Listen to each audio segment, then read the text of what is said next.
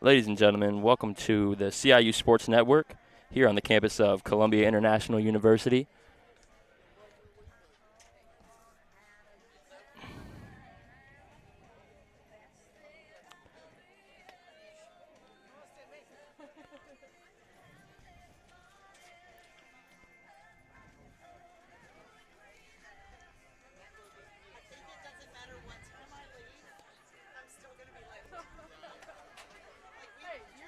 We got a good one here for you today here, folks. This is the conference opener of the Appalachian Athletic Conference season for both your CIU Lady Rams and the visiting Montreat Cavaliers. CIU comes into this doubleheader affair, winners of 3 in a row, and 4-7 on the year in non-conference play. Obviously, this game being the opener for both teams. We're set to get underway here. First pitch swinging there. Ball blasted to center. That's number 11, Alyssa Hudson.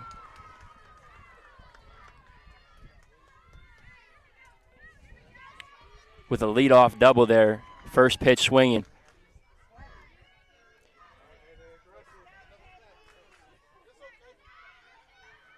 Obviously in your opening series, as we'll talk about throughout the day, very important for both of these teams.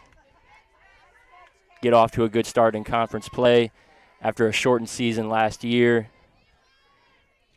Obviously, things still being affected consistently by the pandemic, but nonetheless, it's a blessing to see softball action here today at CIU. Number 16, Katie McGovern, gets the start for the Lady Rams, coming off a strong outing. Complete game, 4 earned runs, 6 strikeouts, in a sweep over Carolina University on Thursday. There's a ball high.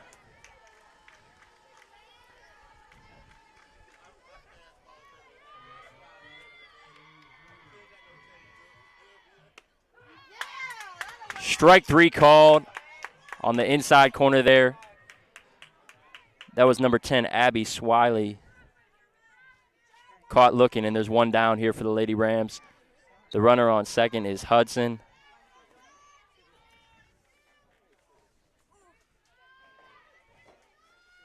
Here's McGovern. That ball swung on, popped to center.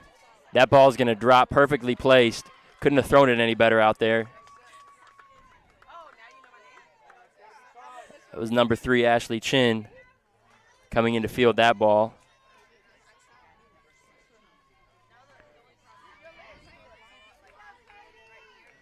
Runner stayed at second, so first and second, one down here. Top of the first. Pitch is swung on and fouled off. This is Sarah Wilson.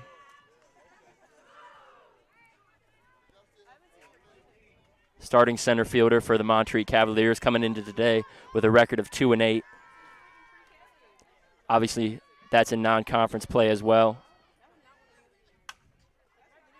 Ball sharply hit to the shortstop. Smart play there by Caitlin Creel to take the easy out at third. There's 2 down now. Runners at first and second. This will be number 4, Candace Cooper, stepping into the box.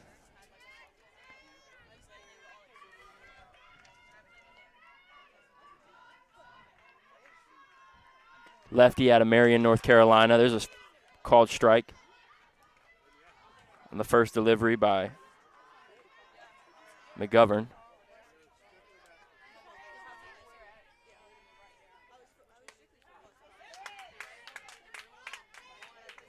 Strike 2, well placed there by McGovern, and she's got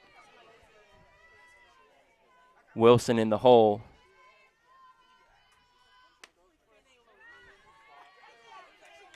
Cooper, Candace Cooper in the hole. Now 1-2.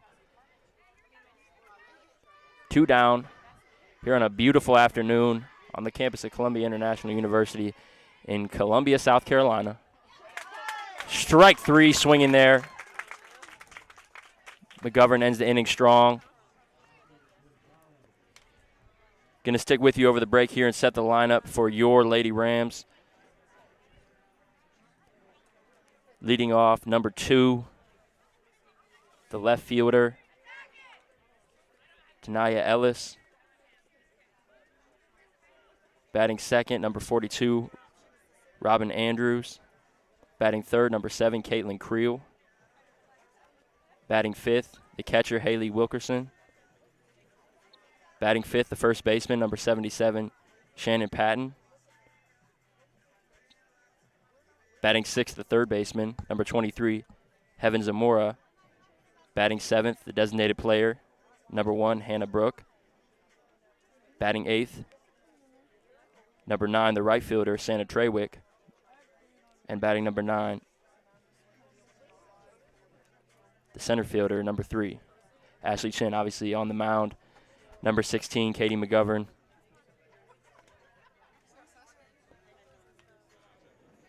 The Rams 0-4 all-time against Montreat, looking to get their first win in program history. Obviously a short history, and with the shortened season last year, making that even shorter in this Sarah Allen's third year at the helm of this young Lady Rams program.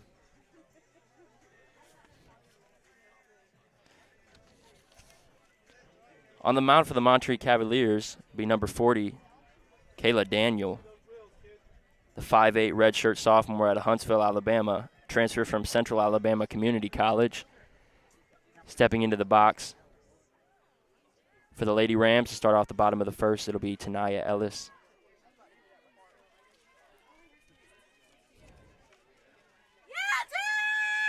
Batting .464 on the young season. Obviously leading the way. It's what you want out of your leadoff hitter. Looked like it might have caught her there on the arm.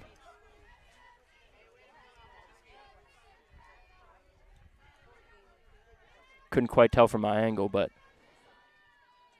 obviously batting .464, exactly what you want out of your leadoff hitter. There's ball sharply hit, taken the other way. Diving catch in left field.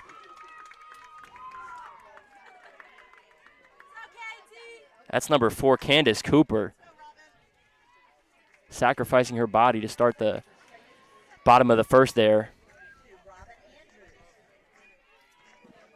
Robbing Ellis of a leadoff single. This will be number 42, Robin Andrews stepping in. Andrews homered in the second game of a doubleheader on Thursday, a sweep over Carolina University. Led the way with 2 hits in that second game. Ball high.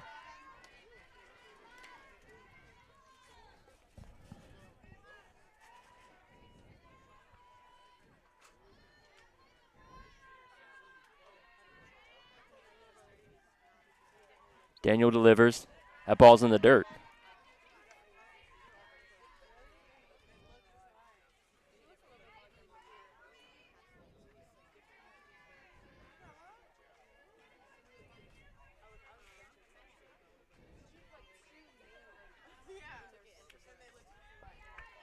Daniel delivers wide. I believe a 3-1 count here.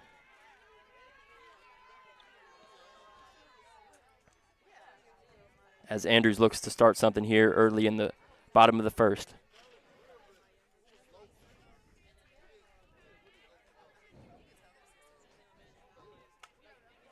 Off-speed pitch swung on. Lifted out to left field. Cooper handles that one. She's handled the first 2 outs here in the bottom of the first for the Montreat Cavaliers. 2 up, 2 down. That'll bring up Caitlin Creel, the shortstop, number 7. Batting right-handed. Daniel takes some direction from her away dugout.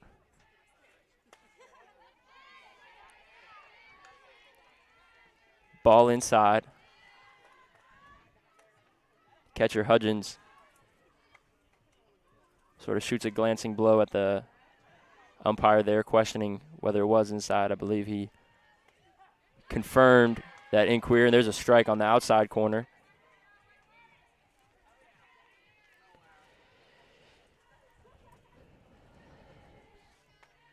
Counts 1-1 here. Beautiful day here on the campus of CIU. Got to be the best day we've had in this spring season so far. As far as weather is concerned, couldn't have picked a better day.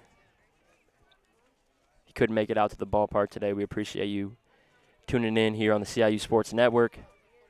Be with you all day. This will be doubleheader action with the second game taking place at 3 o'clock,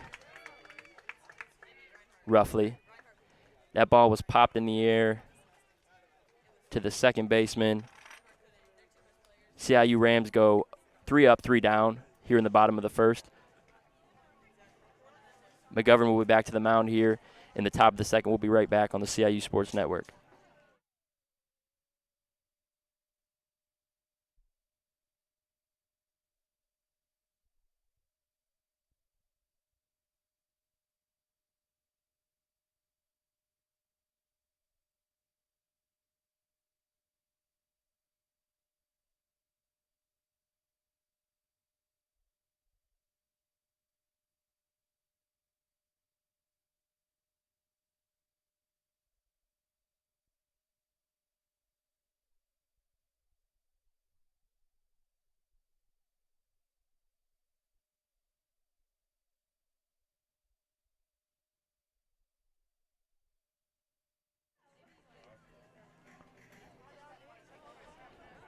Welcome back to the CIU Sports Network. It's a pleasure to have you on hand today. My name is Corey Inman, assistant basketball coach here at Columbia International University.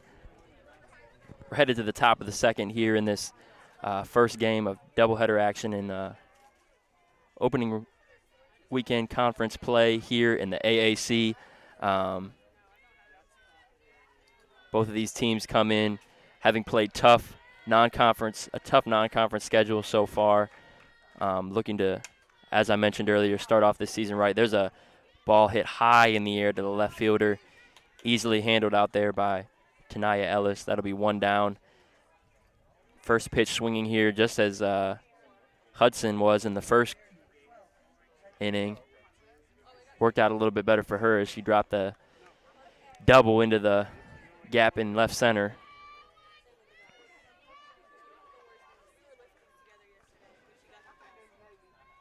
Here's McGovern. Ball swung on again. Hit to deep center. Ashley Chin settles under it.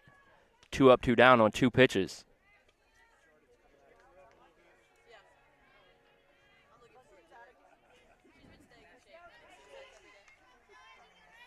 Always love to see that as a coach. 2 outs. Both first pitch swinging. And now McGovern starts this third pitch of the inning with a strike to number 8, Kalina Selick, the third baseman. She hits a sharp grounder in the hole. Diving stop there.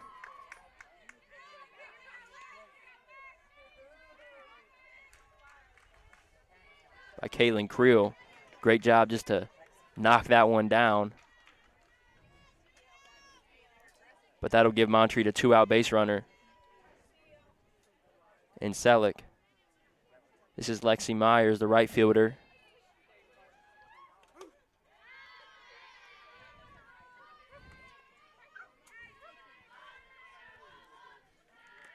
Left-handed freshman out of Hickson, Tennessee.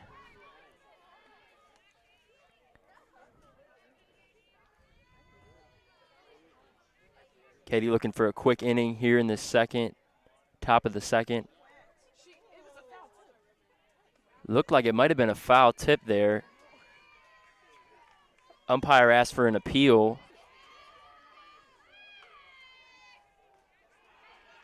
Ruled that she didn't go around, so that'll be a ball. Maybe a questionable take there. There's a ball fouled out.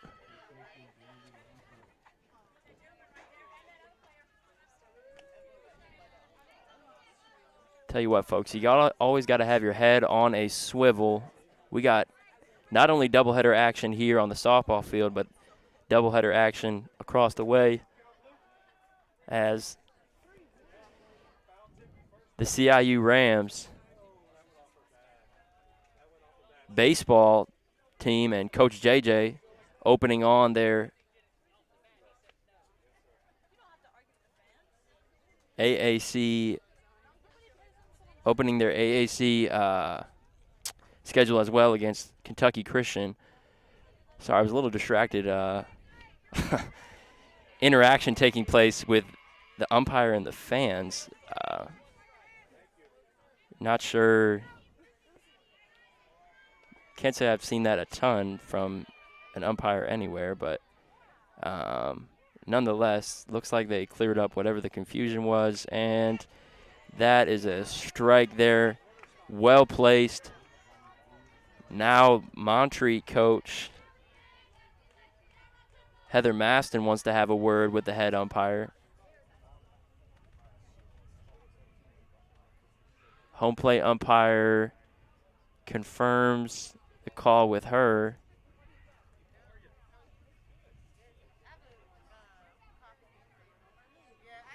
A lot of confusion, folks, right now as to what the count is. Obviously, there was one pitch there was confusion on, and that was whether there was a foul tip. And head umpire, home plate umpire, asked for help and denoted that she did not go around on that pitch. However, now the count looks to be 3-2. Whether that's right or wrong, McGovern takes care of it herself, striking out Myers to end the top of the second. And Coach Maston, in her 9th season, will come out and have even more of a word with the home plate umpire. Again, as I was saying earlier, pretty unique circumstances today. Beautiful weather for it, but normally we wouldn't have 2 doubleheaders taking place at the same time. But nonetheless, we do today with the men's team and Coach JJ taking on the Kentucky Christian Knights out of Grayson, Kentucky, across the way. So balls flying everywhere today. We've had a couple close calls already, so if you are planning on coming out to the park, just keep your head on a swivel. This is not a place to doze off or lose your bearings in any sense of the word, because the baseball or the softball will find you. Headed to the bottom of the second here. This will be Kayla Daniel. In that first inning, went 1-2-3. This will be Haley Wilkerson, number 5, the catcher. Set to lead off for Coach Allen and the Rams. Wilkerson, the sophomore out of Moncks Corner, South Carolina.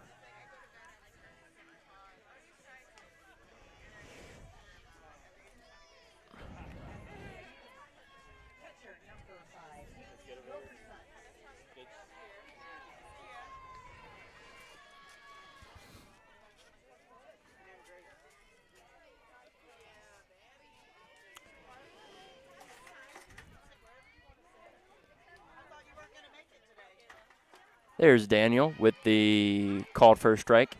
Wilkerson takes.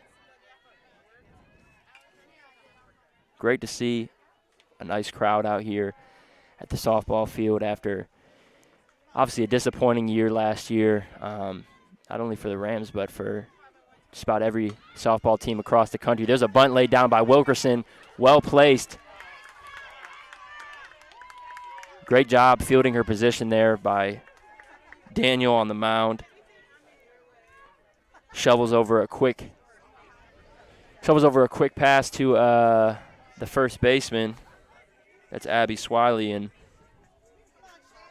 Wilkerson is the first out of the the bottom of the second.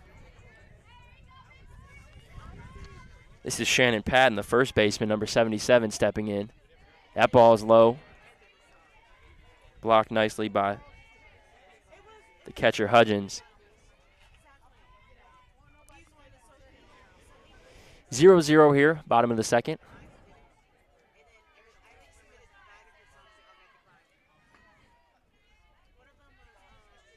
Patton digs in. Ball is high. 2-0 count here. Rams looking for their first base run of the day.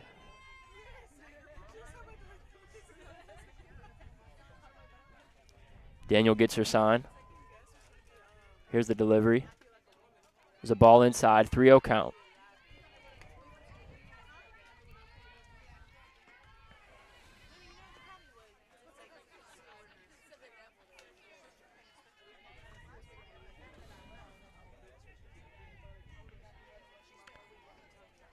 Here's the 3-0.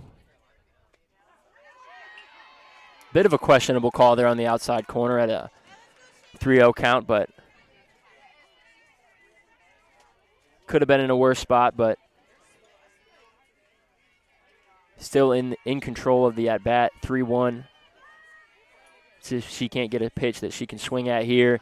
That ball's hit hard, deep, back. That one's gone.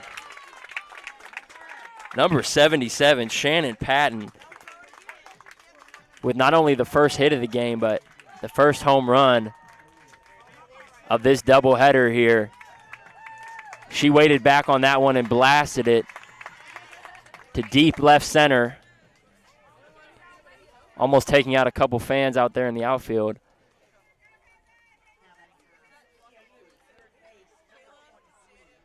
As is always important, which team is going to play in front, and today that'll be the Lady Rams in this first game of this doubleheader here. It's a beautiful Saturday afternoon. Appreciate you guys tuning in. It's a blessing to have you on board. It's a blessing to see both baseball and softball action back out here on the campus of Columbia International.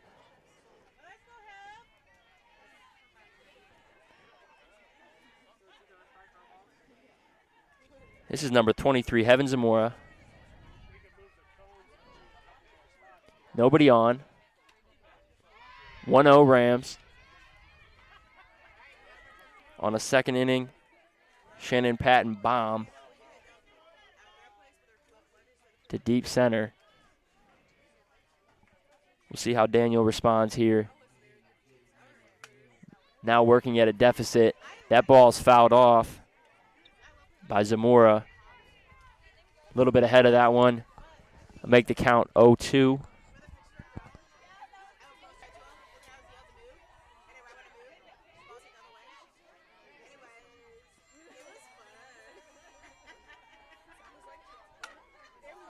That ball softly lined to the third baseman. Kalina Selick, she handles that one with ease. And that'll bring up number 1, Brooke. Hannah Brooke, the freshman, out of Boise, Idaho.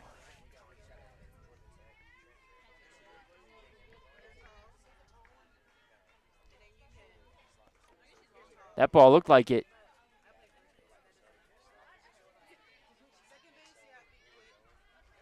might have been mistaken, but it looked like it might have gotten a piece of her there. But nonetheless, a ball. A 1-0 count here. Daniel gets her sign. Here's the 1-0 delivery. That ball's outside.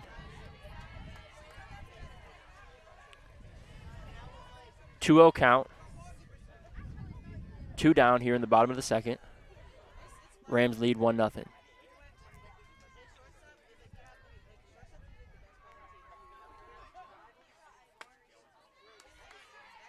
Brooke takes that one outside. 3-0 count.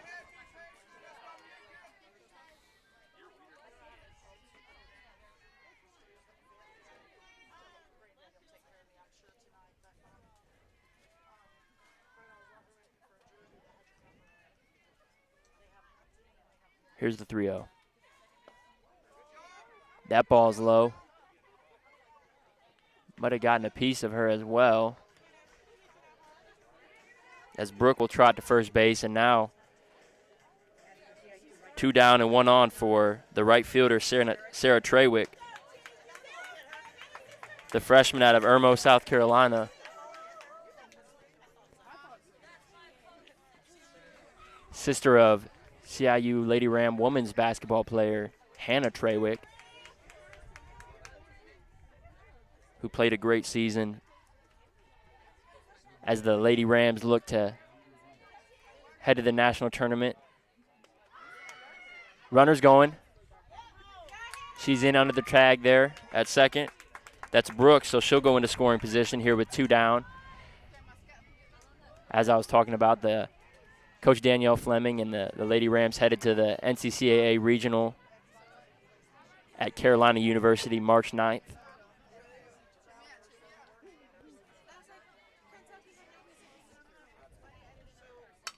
There's a ball driven deep right center, but Wilson settles under it. Made good contact there for Trawick, but not quite enough. Might have gotten under it a little bit too much, and that'll end the second as we'll head to the top of the third. A solo bomb there from Shannon Patton puts the Rams up 1-0 as McGovern will now look to build on that 1-0 third inning lead here, as she'll face the top of the order in Hudson, Swiley, and Starnes coming up. We'll be right back on the CIU Sports Network.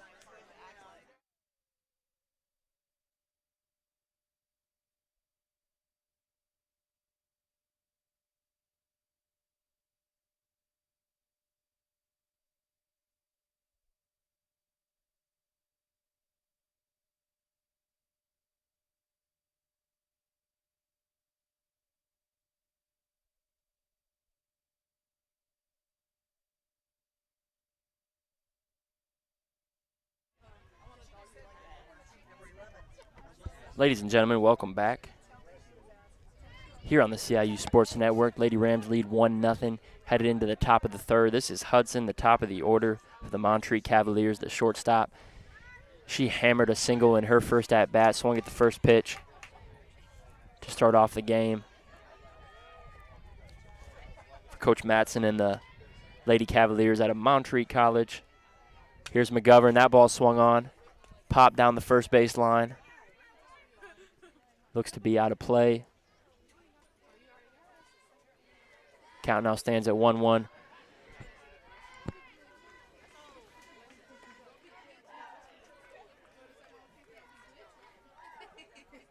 That ball's high, 2-1.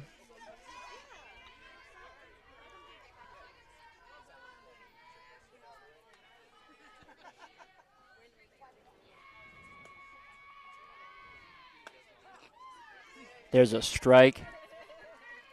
Hudson doesn't like the call. 2-2 count. The right-hander digs in. Ball just off the plate there. Full count for Hudson.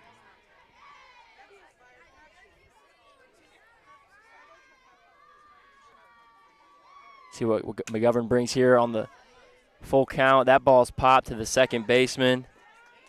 That's Andrews. She settles under that. Well done there. Good job battling by McGovern against the leadoff hitter in Hudson. Now Swiley will come to bat. Swilly, excuse me. Not sure if the PA or myself got that wrong, but we'll go with the PA, Swilly. Abby Swilly, the first baseman, number 10. That ball's hit opposite field. Ellis settles under it. There's a quick second out. As this will bring up the designated player, number 50, Ashley Starnes. Now in the third, and McGovern having gone through the lineup once. Pitching pretty methodically. Hasn't run into too much trouble outside of a leadoff double, really, in the first inning that she gave up to Hudson, but really has settled in since then. A lot of first pitch outs, which you always love to see. Working quickly.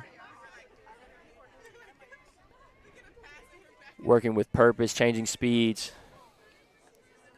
Great job today so far by McGovern.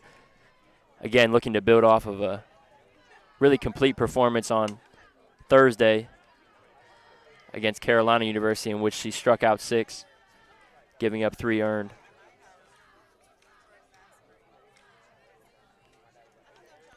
as I mentioned earlier, Coach Allen 0-4 all-time against the Montreat Cavaliers.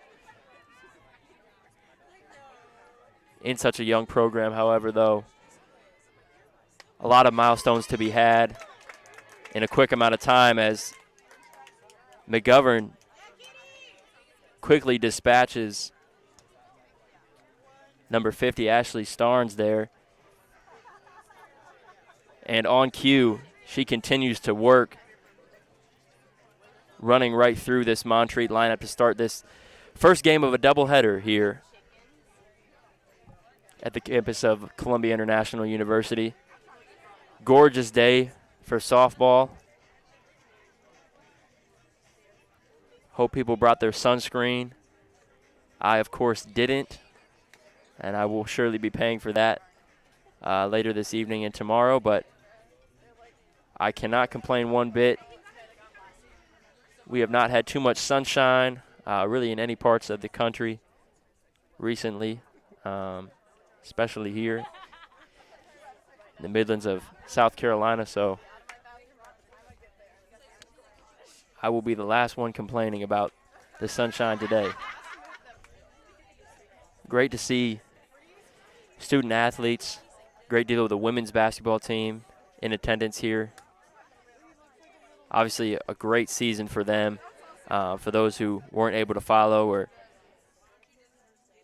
weren't made aware, the Lady Rams going to the conference tournament for the first time in the program history, having the best record in program history, most wins in program history. And as I mentioned earlier, they'll head to Carolina University for the NCCAA regional final on March 9th.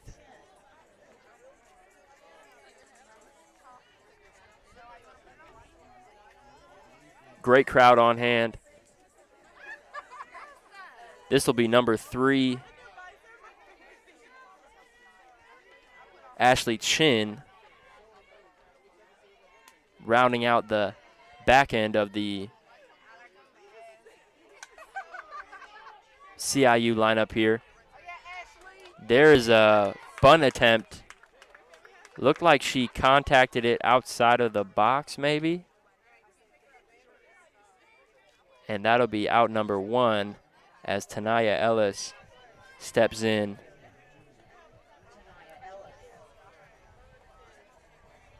The left fielder, number 2. As Coach Allen and Coach Maston engaging in some dialogue there. That ball was gone. Ellis goes the other way. Excuse me. Ellis goes the other way off of her back foot. Ball looked like it might have had some spin on it, and Hudson could not handle that one. At shortstop, as that'll bring up Andrews, the second baseman, with now Ellis at first. Beautiful bunt laid down by Andrews. Great base running there by Ellis to get all the way to third on the perfectly laid down bunt by Andrews. Excellent base running there by your leadoff hitter. Just what you want to see. Obviously, we had Patton go deep in the second inning. Now here in the third, Rams looking to manufacture a run with an infield single and then a bunt. Intelligent base running, exactly what Coach Allen, I'm sure, is looking for. And now this will be Caitlin Creel, the shortstop, with 2 down. I forgot about the debacle to start the inning. 2 down, runner at third. Big spot here for Creel, as well as Montreat's Daniel here on the mound, looking to keep this game at 1-0. McGovern, wouldn't say has been dominant so far, but has definitely been efficient.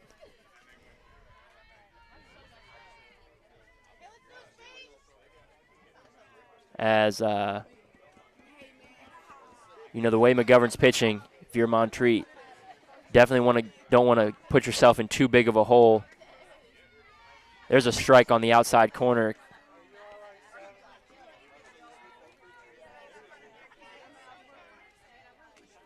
Creel takes a little bit of an objection with that call. Count stands at 2-1.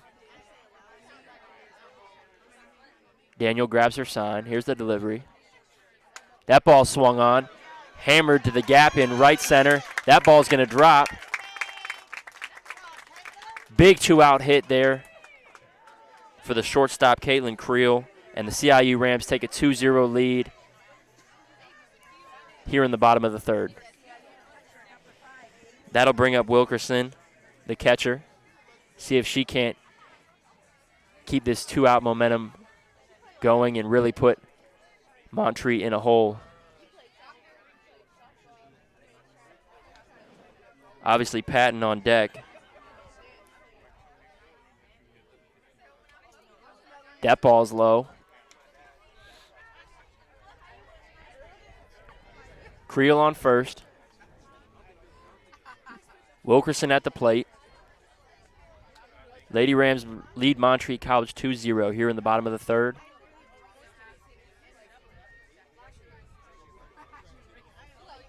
The 1-0. That ball's popped in the air. Looks like it's headed back.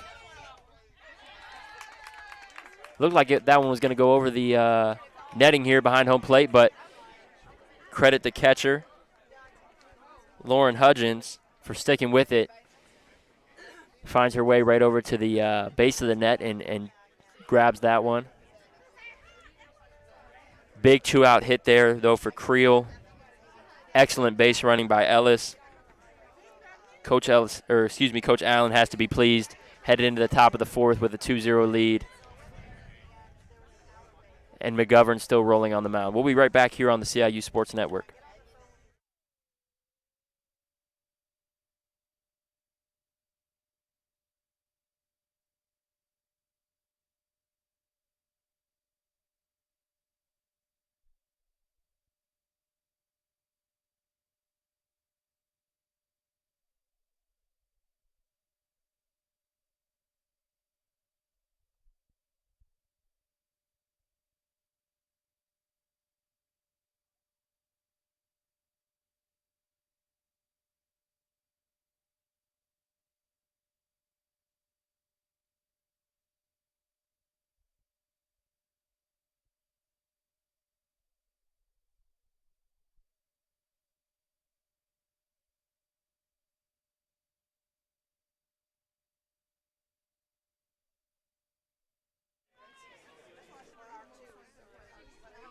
Welcome back to the CIU Sports Network here in the top of the fourth inning.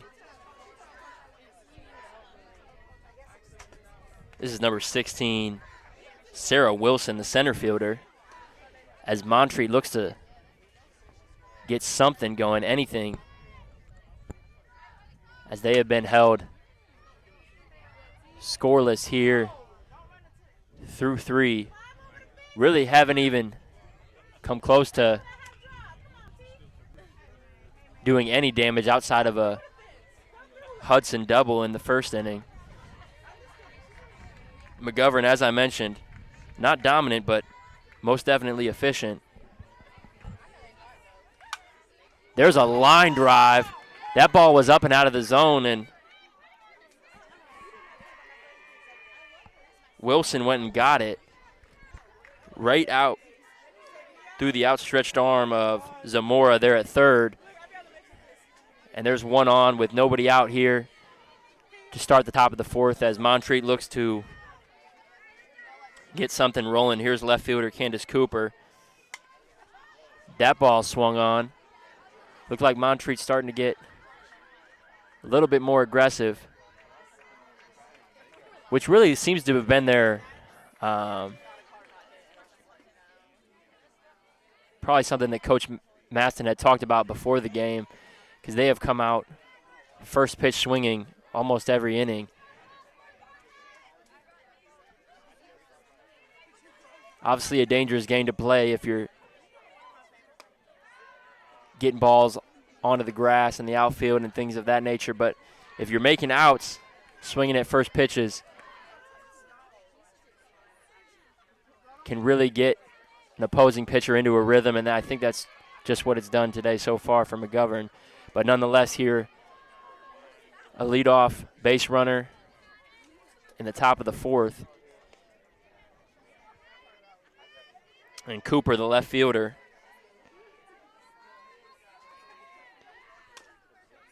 that ball swung on.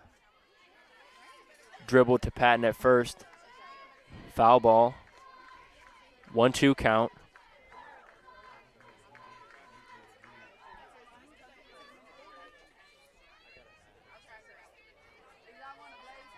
Wilkerson gives her sign. Here's the 1-2. That ball's a little bit high. 2-2 count.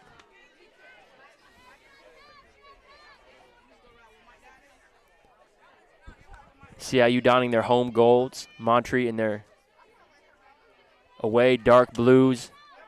There's another foul ball.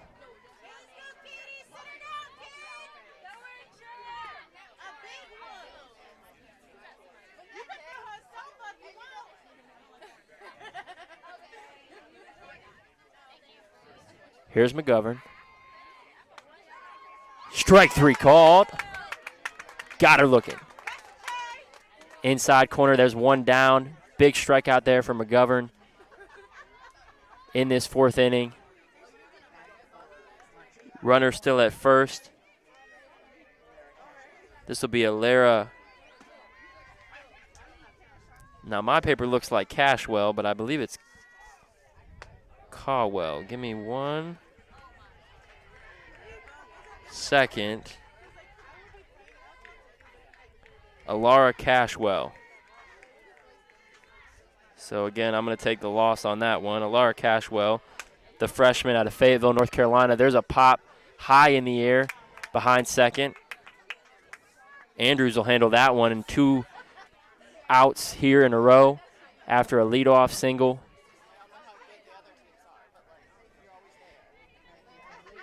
And now Hudgens, the catcher,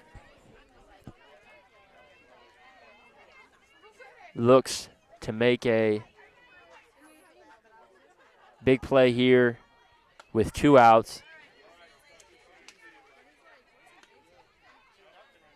If not, the Montreat Cavaliers squander a pretty unique opportunity so far in this game, getting their leadoff runner on, which they've had only one other time in the first inning.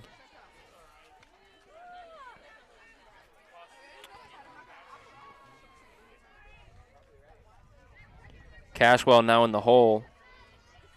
0-2. McGovern. That ball's blasted. Deep center right off the outstretched glove of Chin. Rounding third. Coming home. Play at the plate. Ball's overthrown. As Cashwell comes through big with a double that will be stretched into a triple on an error. Throwing error there on the relay home. Big hit for Cashwell. That was a rocket to deep right field. Right center, excuse me. Chin looked like she had a shot at it, but just couldn't catch up to a lot of momentum behind that ball. Looked like it may have caromed off the very end of her glove. If not, it was very close. Now, Montreat with a runner on third, down just 2-1 here in the top of the fourth, as they finally got into McGovern here in the fourth inning. That ball swung on and missed. This is 8 Selleck, Kalina Selleck, the freshman out of Marion, Indiana. A lot of freshmen on this Montreat roster. There's a strike.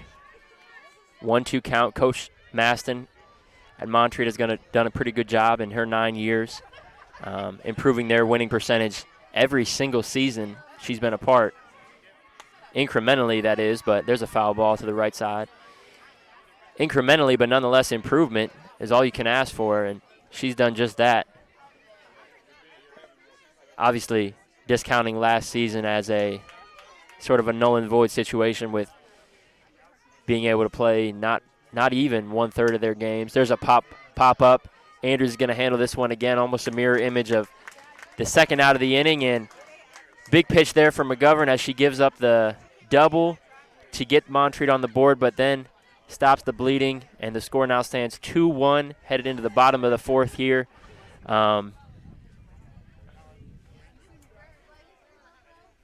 Looks like Daniel will be back on the mound for the Cavaliers, as the Lady Rams will look to maybe grab that run back and a couple more.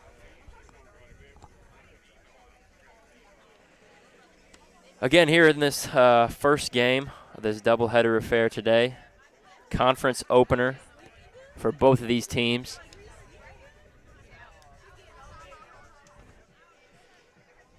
Meanwhile, baseball across the way taking a 9-1 lead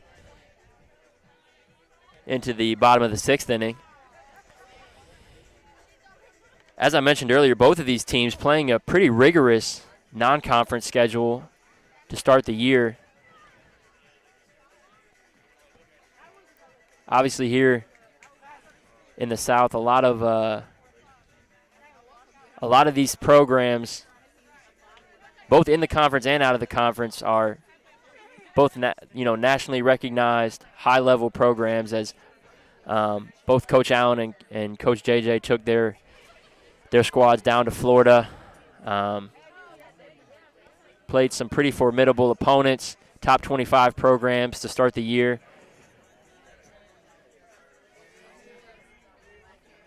You know, you always want to play high-level competition in your non-conference schedule. You know, whether you're taking losses or not, I've always felt like that prepares you the best you can to compete in your conference. Obviously, within the conference, there are obviously some high-level programs as well, programs who have been successful for many years. You know, you think of Tennessee Wesleyan on the baseball side of things, and just a really good conference for softball and for baseball. Interesting dichotomy, you know, with us being in the South. I think there's a lot more high-level programs, whereas if you look at a sport like volleyball or basketball, at least from an NAI standpoint, a lot of the powerhouses tend to come in the Midwest. Some Western, but you don't see as many powerhouse volleyball and basketball programs, at least in the NAIA, here in the South as you do from a softball standpoint. This is Patton, 77, homered early in the third inning. Excuse me, in the second inning. She now is taking on a 2-2 count. That ball's popped up. Shortstop calls off the third baseman and drops the ball. That was Hudson. Looked like the ball was fair when she touched it, and the ball dribbled foul. Umpire, head plate umpire, another questionable call, but nonetheless be called a foul ball. Obviously, if you touch the ball in fair territory and it caroms out into foul, that ball is still considered fair, and that's what some of the fans here were arguing. Thankfully, he didn't turn around and have a conversation with the fans again, which would have been pretty interesting. But nonetheless, a 3-2 count here.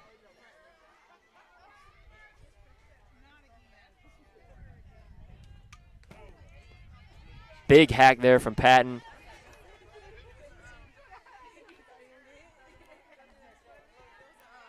Foul ball straight back. Count stands at 3-2. The Rams trying to counter with a couple of runs here in the bottom of the fourth. Would like to put a crooked number on the board as they've put up one in both the second and third innings. There's a little bloop shot over the second baseman's head. Patton's going to take a big turn and stop there. Leadoff runner aboard here for Coach Allen and the Rams.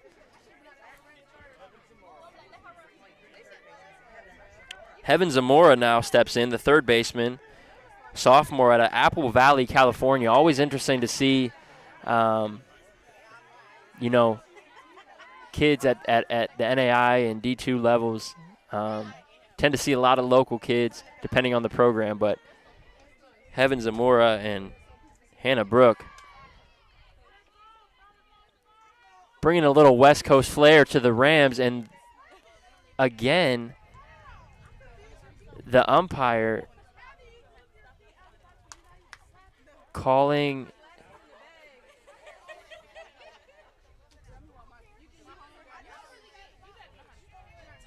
looks like, sorry folks, I'm trying to find my bearings about what exactly the call was as well, and it is an out. Head home plate umpire for the second time today has called an out with the batter making contact with the ball outside of the box. Both times were on bunt attempts. The first time, it seemed as if maybe, I can't remember who it was. I think it was Ashley Chin. Looked like she may have been out of the box. That one looked from the right-hander like she was clearly in the box. Nonetheless, that's an out and really a tough break here early in this bottom fourth for the Rams. Nonetheless, Patton at first. There's a ball low.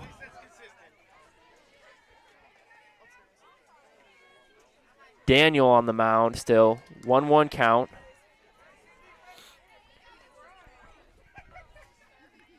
She grabs her sign. Here's the 1-1. That ball's hammered. Foul down the right side. First base line, a little bit tardy on that one. Was number 1, Brooke.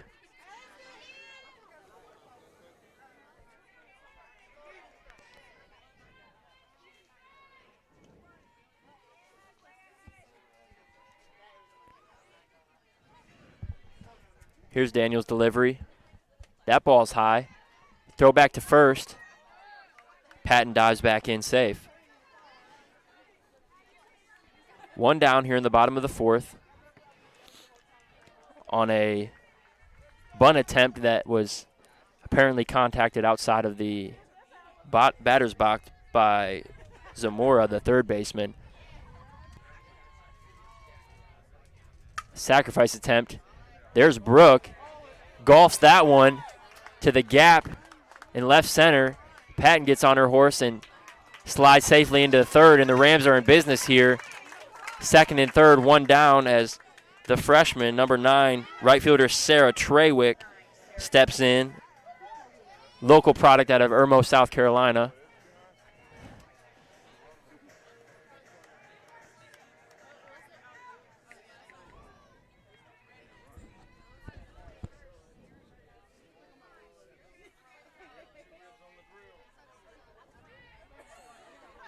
Big spot here for the Rams, looking to come right back after McGovern gave up that 2-out double. Ball thrown over the pitcher's head. Probably wouldn't have been a wise choice to try anything there from Patton, but always interesting to see a catcher overthrow the pitcher, throwing the ball back. That ball's grounded to the second baseman. That'll get a run home. Great job there by Sarah Treywick as Shannon Patton will score her second run scored of the game. And that allows the Rams to bounce back to their 2-run lead. 3-1 now in the bottom of the fourth, as this will be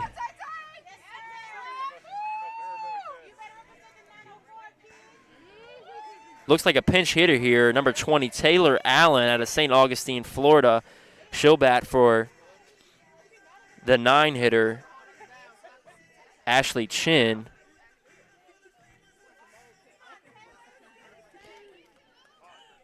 in a fairly big spot here with 2 down and a runner at third.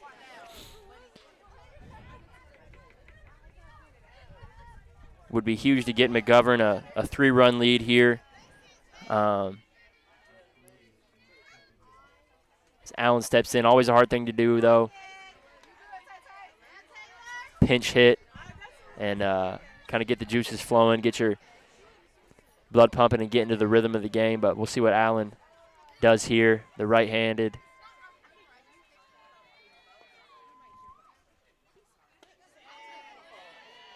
Tough pitch there, low in the zone.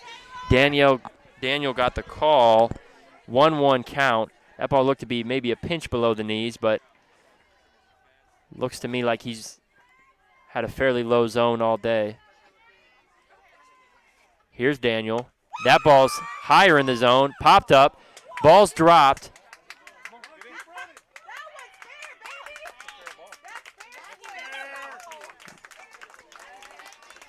Folks, let me tell you, in 4 innings, I don't know if I've seen as many somewhat confusing situations take place in a softball game, but that ball was popped about 4 or 5 feet right down the line. The catcher, number 12, Hudgens, dove for it,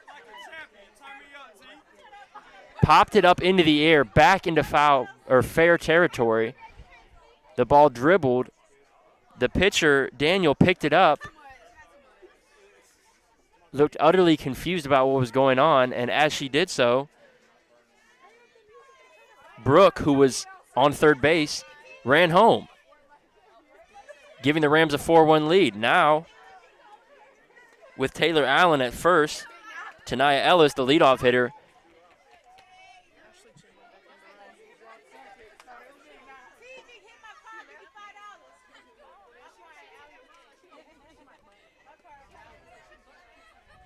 looks like Chin has come back in to run. And on cue, she steals second with ease. Score now stands, as I mentioned earlier, at 4-1 on a bit of a fluke play down the third base line.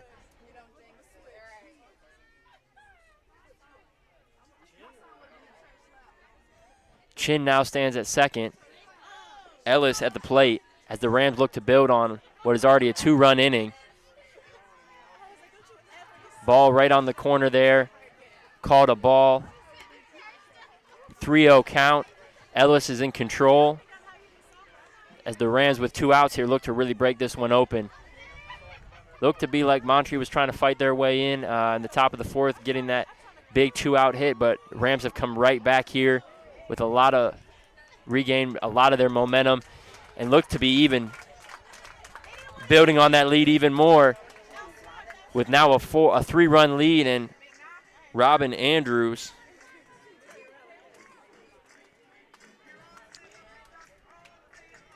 the second baseman with 2 outs and 2 on.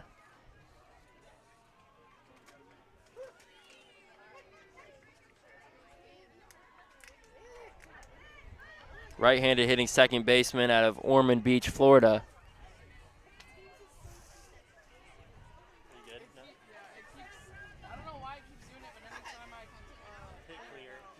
Here's Daniel.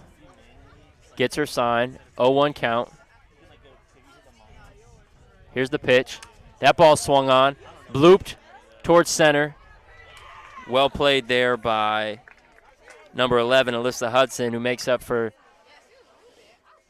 the ball she dropped earlier. And that ends a 2-out rally there for the Lady Rams. But nonetheless, a huge bottom of the 4th, taking back the run that McGovern gave up and adding another one. Now taking a 4-1 lead here into the top of the 5th.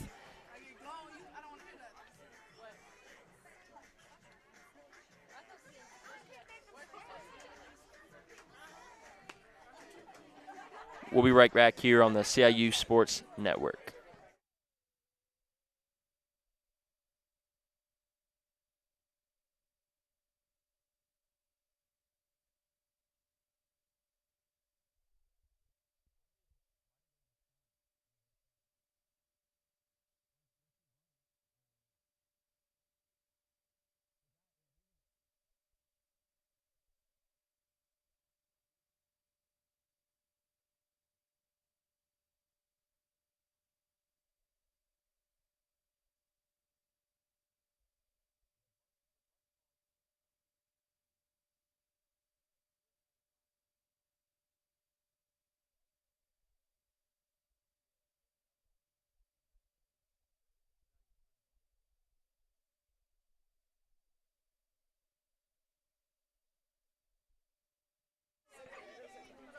Welcome back to the CIU Sports Network. My name is Corey Inman. Pleasure to have you on hand today. We're headed into the top of the 5th inning here at Columbia International University as Katie McGovern pours in a first pitch strike there. Rams with a big bottom of the 4th. I guess in perspective of the game, big bottom of the 4th with 2 runs, taking a 3-run lead here, score of 4-1 in the top of the 5th. As I mentioned earlier in the broadcast, this is the opener, AAC opener for both of these squads. I'm sure both of them just excited just to get back out here and play some conference softball after a shortened season last year. McGovern makes easy work there of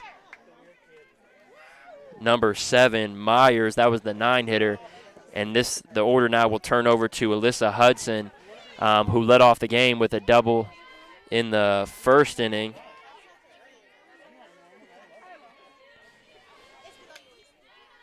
That ball's outside from McGovern.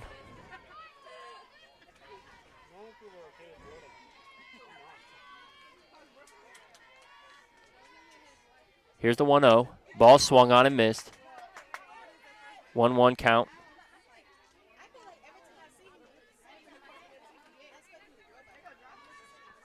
Coach Allen in her 3rd season here at the helm of the Lady Rams. There's McGovern, pours in another strike on the outside corner.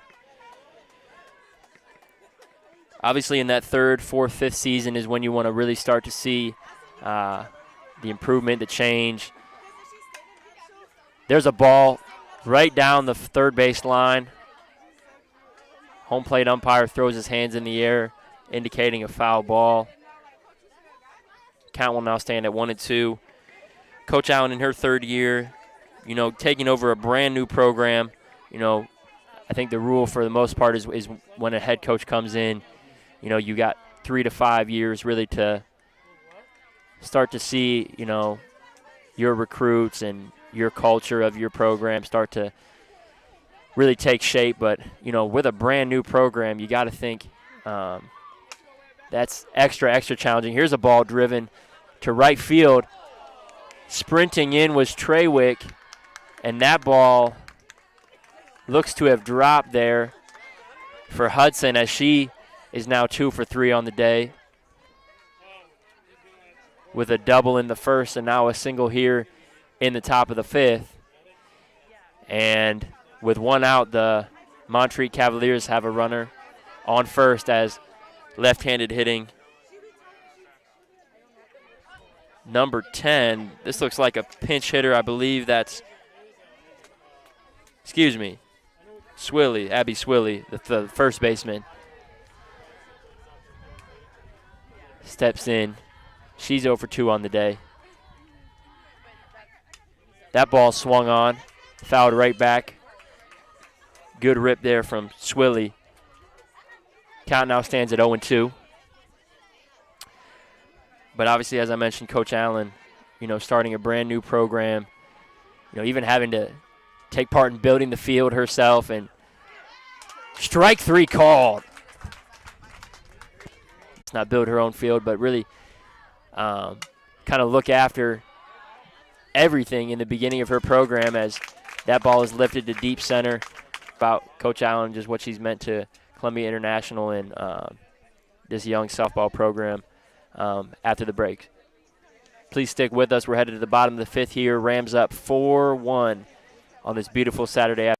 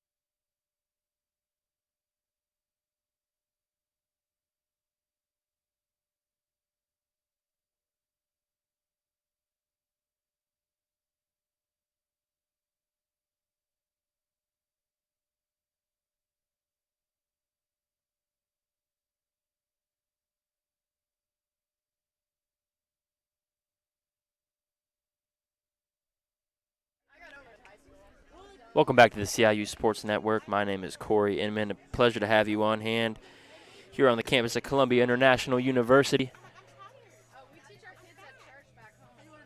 Lead the way 4-1 here, headed into the bottom of the fifth inning. The Montreat Cavaliers with a pitching change here as Kayla Daniel goes 4 innings, giving up 4 earned runs. And this will be the center fielder, number 4, Candace Cooper,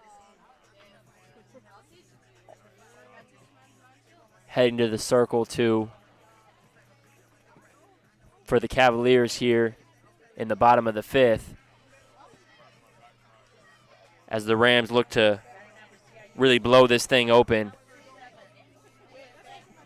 leading 3-1 here in the bottom of the fifth.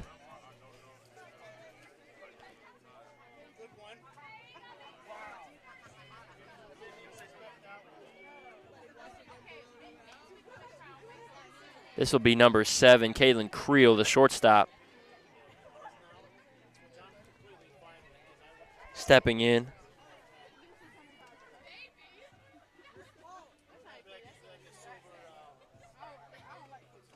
That ball's low. Karam's off the catcher's mask there. Hudgens. 1-1 count.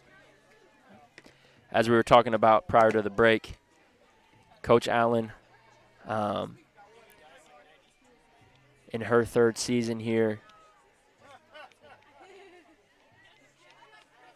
looking to really improve, I'm sure, upon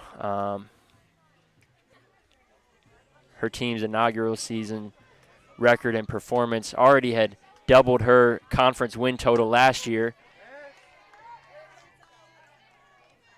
as that ball's fouled off into the away dugout of the baseball field. Coach Allen and the Lady Rams doubling their conference win total last season, only playing 1/3 of their year. Obviously would have blown that out of the water when playing a full season. So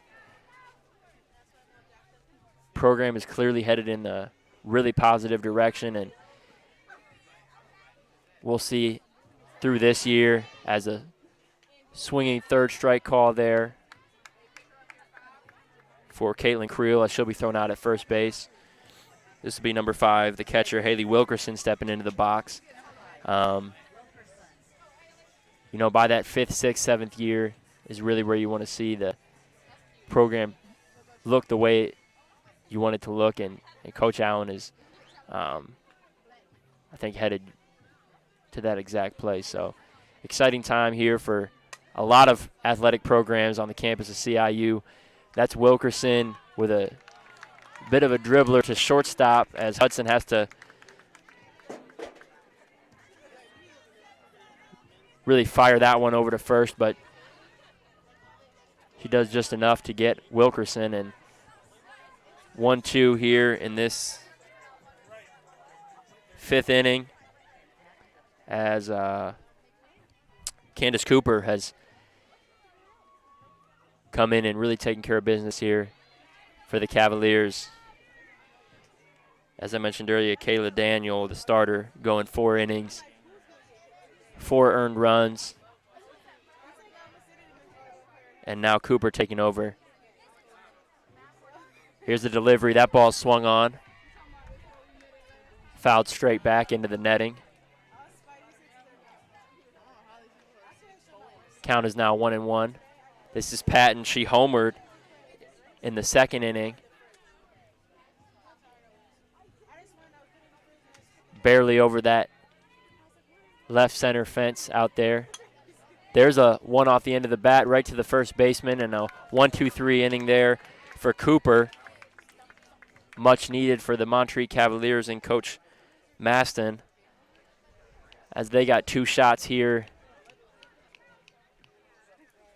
6 outs as Katie McGovern strolls back out to the mound. Just a solid day for her so far. 1 earned run in the 4th.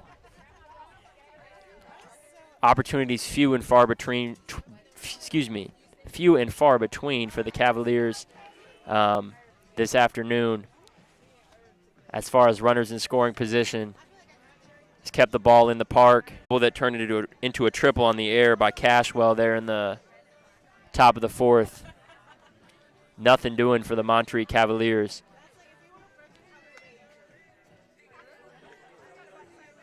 Lead off for the Montreat Cavaliers. Huge inning for them as they have 4, 5, 6 coming to the plate.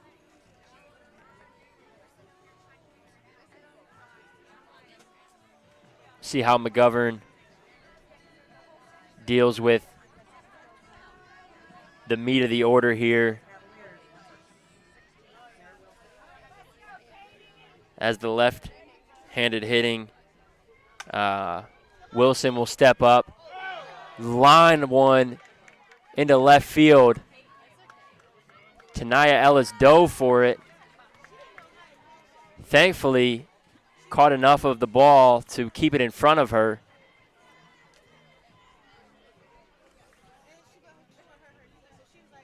Could have been bad news for Coach Allen and the Rams if that one had caromed all the way to the fence. But nonetheless, a leadoff double here.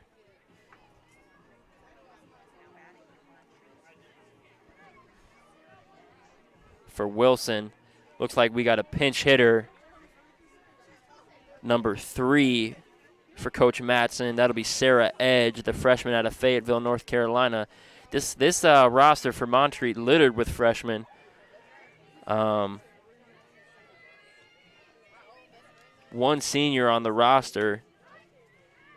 That's Charlie Smith, pitcher. But really young roster for Coach Maston, as well as for Coach Allen, for that matter. That ball's fouled back. Falls onto the soccer field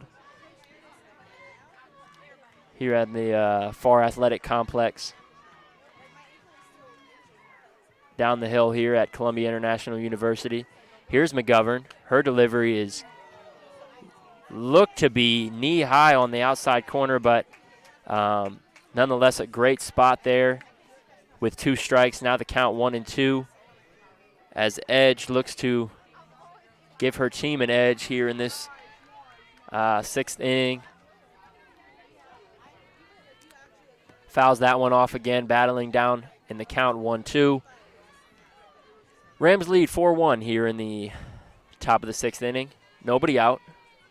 Runner on second. Edge fouls that one back. Really battling here, down 1-2.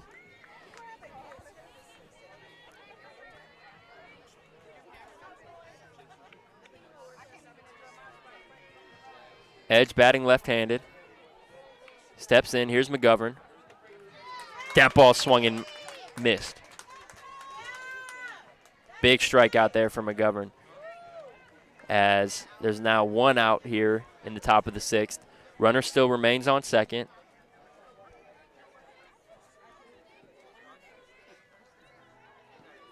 This will be number 21,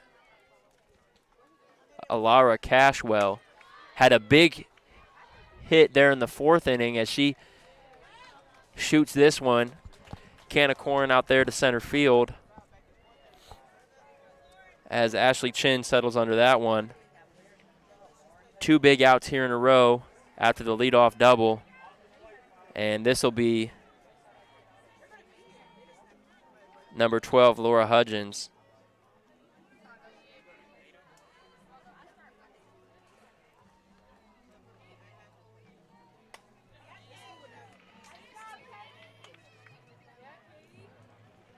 There's a strike called. 0-1 count, 2 outs. McGovern looks to get out of this 6th inning unscathed. There's another strike, 0-2 count. McGovern has remained consistent throughout this entire game.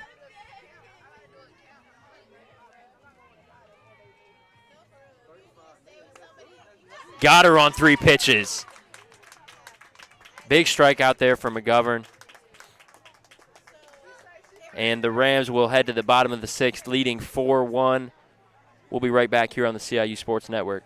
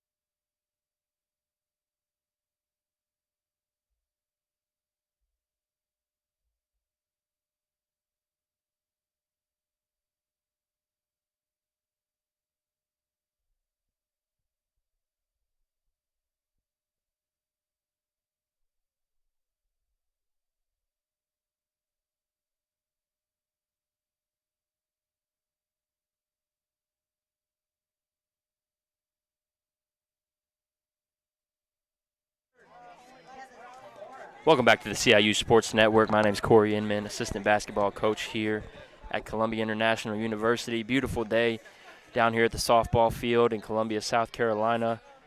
The Rams take a 4-1 lead here into the bottom of the 6th inning. This is number 4, Cooper, who came on to pitch for the Montreat Cavaliers in the 5th inning. She'll remain on the mound here in the 6th as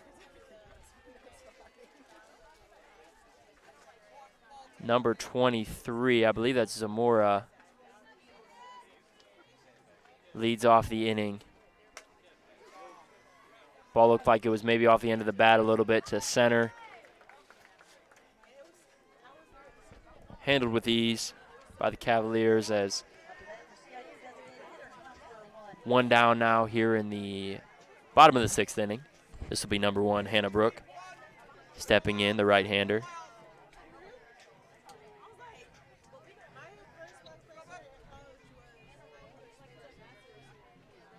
Cooper grabs her sign. Here's the delivery. That ball's a little high. Brooke wanted to go after it, but thought better of it.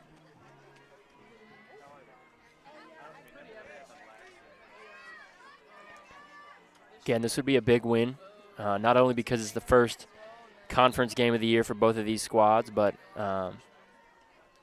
in her first 2 years. There's a ball lined to the second baseman. Mishandled there. That'll be an error on the second baseman, Cashwell. That was a seed there to the second baseman, and Brooke will get on as that ball caromed off Cashwell's ankle, and a runner now here on first with one down here in the bottom of the 6th. There's Treywick. Steps into the box, batting right-handed.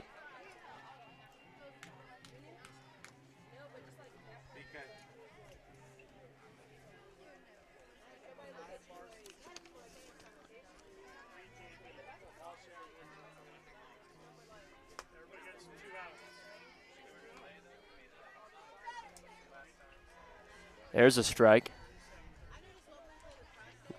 1-1 count.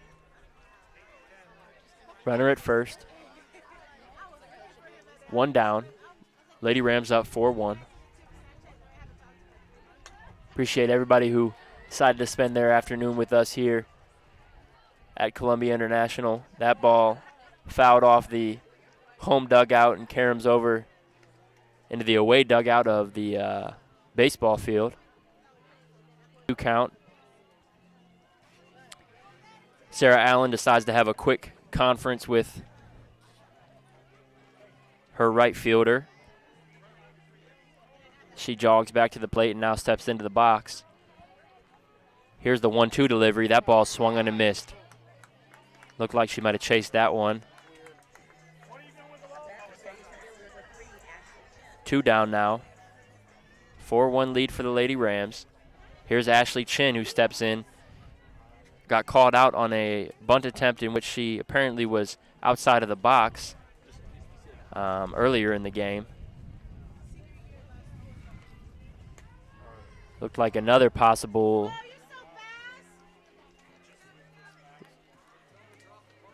bunt there, but she pulls it back, and Brooke takes off for second and glides in there without a throw. Looked like Chin was possibly going to lay down another bunt there, but thinks better of it, and now the count stands. Scoreboard shows 1-1. I thought those first 2 pitches were both balls, but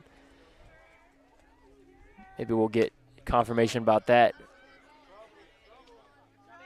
That ball could not have been thrown in a better place for Chin, as she finds the outfield grass there just beyond the outstretched glove of the second baseman and center fielder.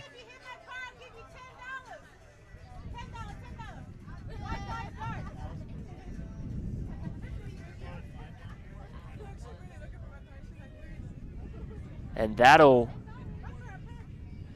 bloop shot will allow Brooke to score, who had stolen second base in that Chin at bat. And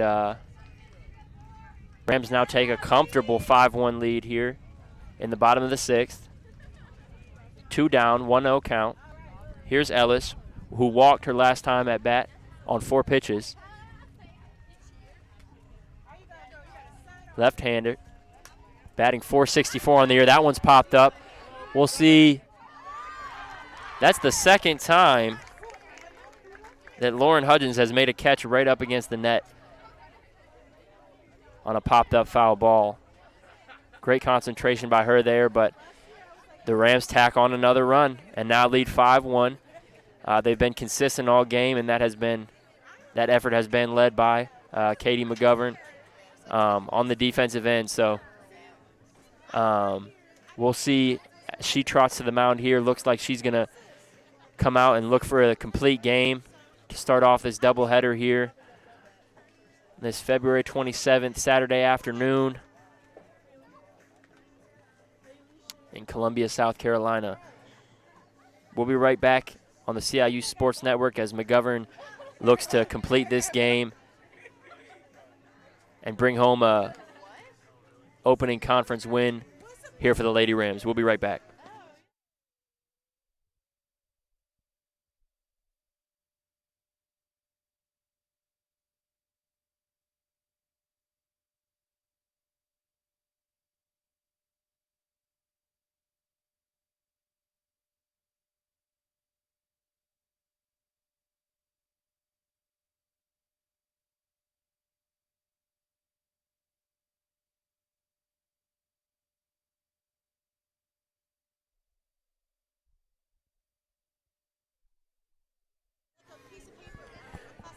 We've just received confirmation that the baseball team has taken the opening game of their doubleheader 11-1.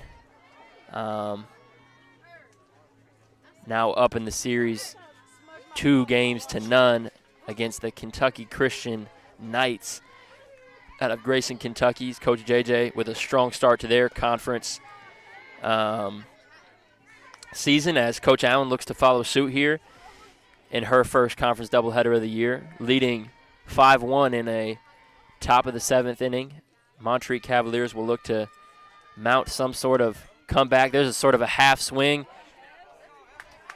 That was Heaven Zamora, the third baseman, flying across the diamond there to take care of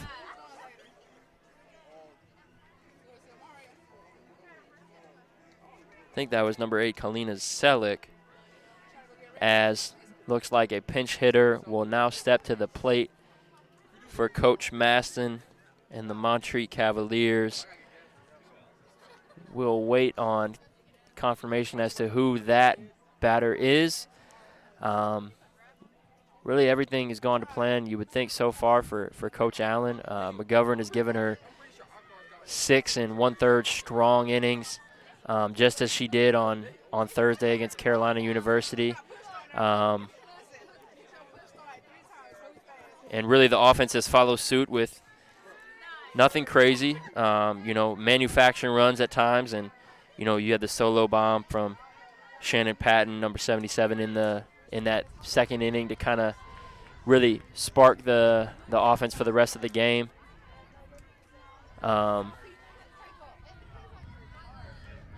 now, on both sides, there's a ball blasted high into the air. This is Patton, comes in from her first baseman position and takes care of that one easily on one pinch.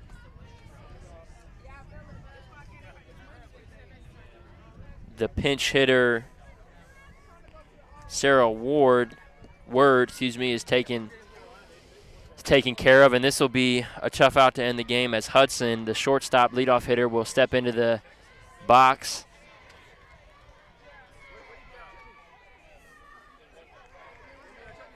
See if McGovern can finish her off to really put the exclamation point on a outstanding performance here in this first game of the doubleheader. 1-1 count. Here's the windup. That ball's blasted to the alley. Treywick's there. In the alley on the line drive. And a big win here to start the day for Coach Allen and the Lady Rams. McGovern throws a complete game, 1 earned run. We'll get the complete stats on her, and we'll talk about those as we head into the second game of our doubleheader. But in recap, the Lady Rams take this one 5-1. A Patton bomb, Shannon Patton bomb in the second got the offense going. Ellis and Chin manufactured a big run in the third inning, and from there they went, and McGovern was, again, not dominant but just consistent all day. And if you're Coach Allen, I don't think you can ask for a better way to start conference play here in the 2021 season. Again, the doubleheader, second game of our doubleheader, will be starting approximately at 3 o'clock. That's 25 minutes from now. That time could waver just a pinch.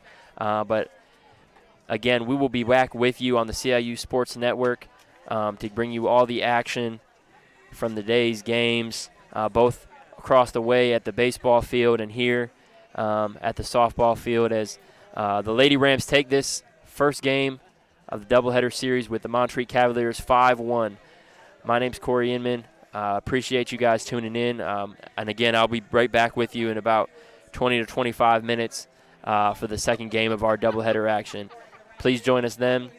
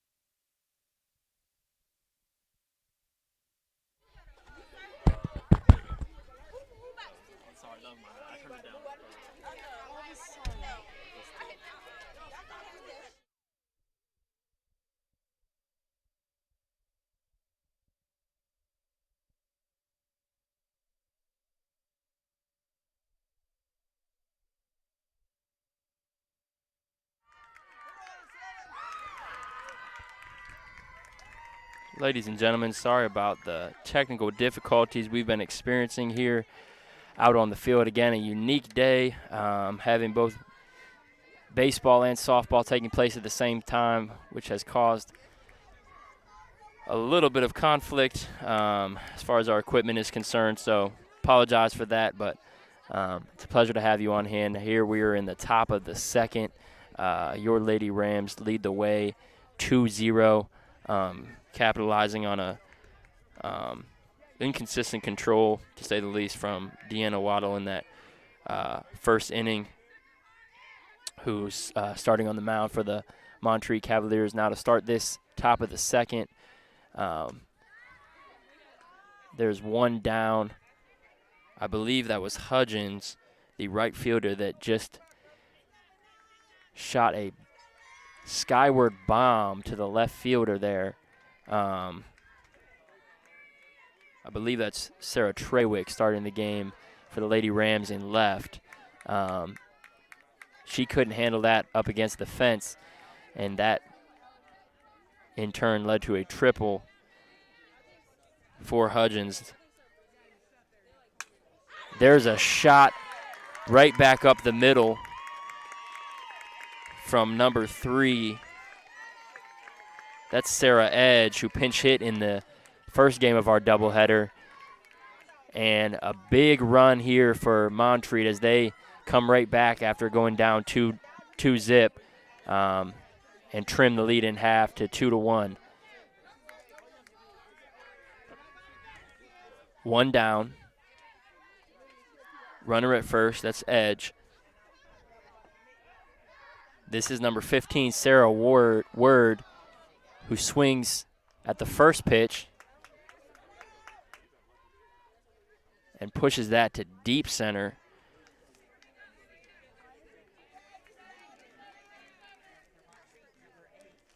That's Tanaya Ellis, who started the first game in left, out there in center as she settles under that one. There's now 2 down. Runner at first is Edge. And this will be number 8, Kalina Selick, stepping in, the catcher for Coach Maston and the Cavaliers. First pitch ball.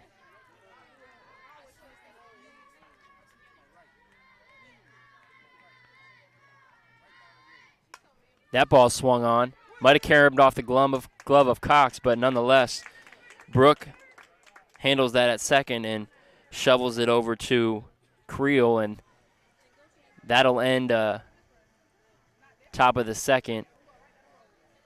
Definitely could have been worse for the Rams as they escape, giving up only 1 run.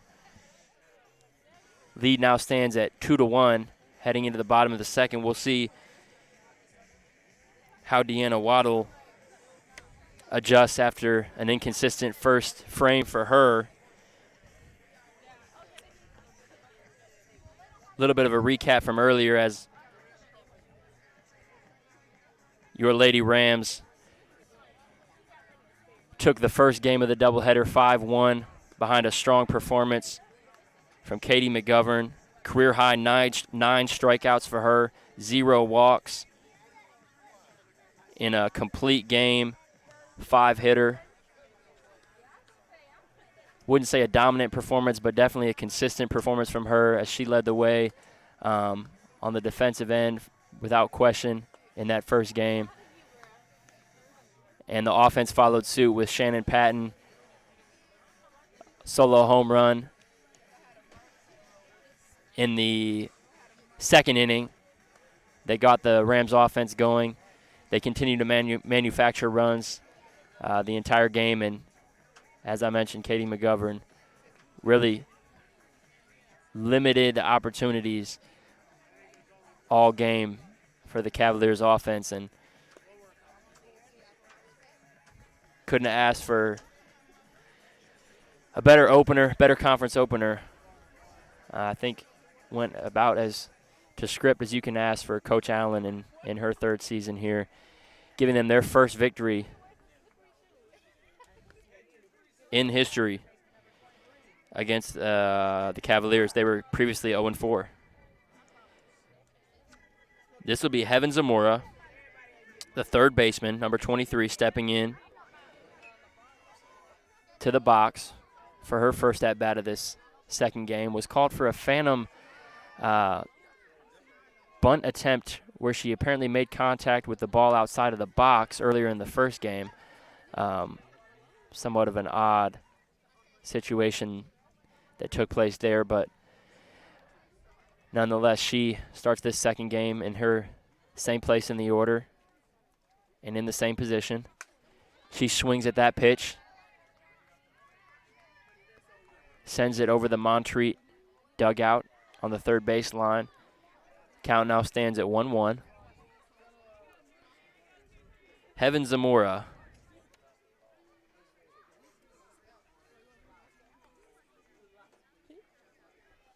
in that first game. 3 at-bats, 0 of 3. 1 strikeout. Again, I mentioned the time she was called out for the bunt attempt. Looking to get something going here in this second game. That ball swung on, blooped. Looked like it was possibly going to get over the shortstop's head, but not enough mustard on it, and that's Hudson that makes that play.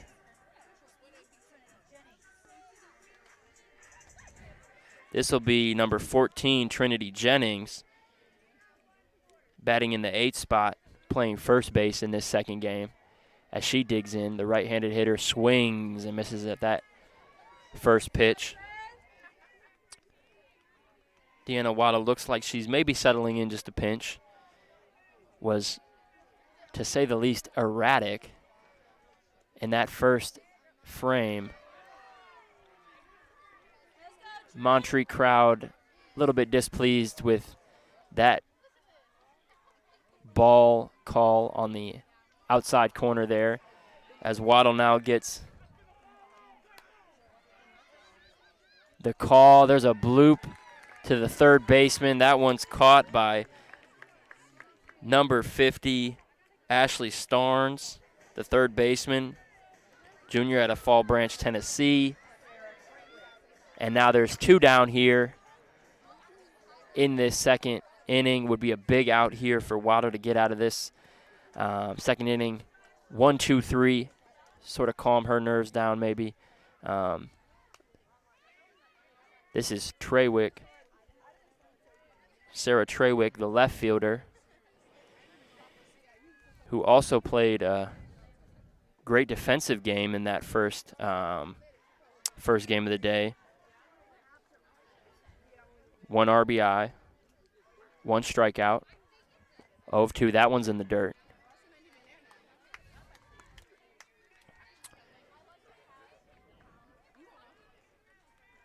Trawick, the freshman out of Irmo, South Carolina.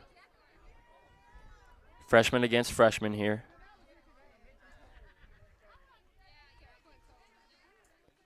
Waddle gets her sign, delivers that one. Looked to be high. The home plate umpire has been somewhat consistent all day, I would say. I think prefers a low zone. That one looked to be maybe a pinch high for him. That one's high as well. Count balloons to 3-1. 2 outs here, bottom of the second. Rams lead 2-1. That ball swung on, hit in the air to left field. Edge settles under that one, and that'll be a 1-2-3 inning here for Waddle, much needed for her. And I'm sure Coach Maston is pleased with that performance there as we head to the third inning. CIU Rams lead 2-1. Reagan Cox will be on the mound for her third frame of the day. Please stick with us here on the CIU Sports Network. It's a beautiful afternoon here on the campus of Columbia International University. We'll be right back.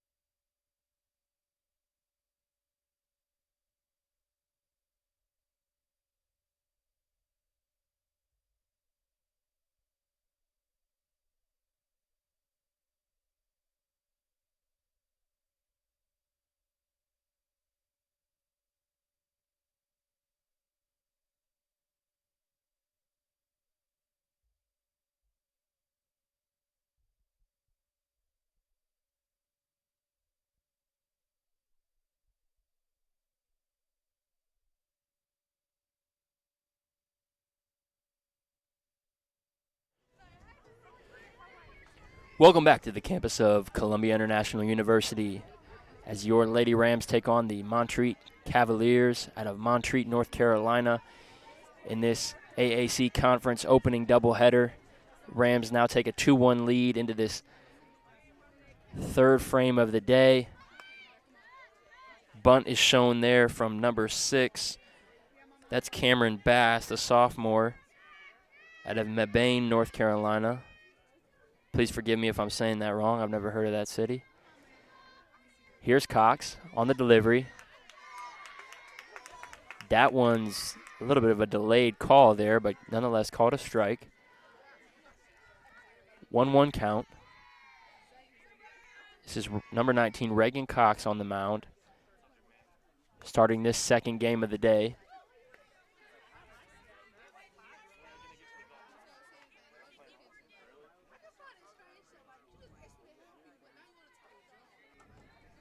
Two-one count. Here's the delivery. That ball swung on by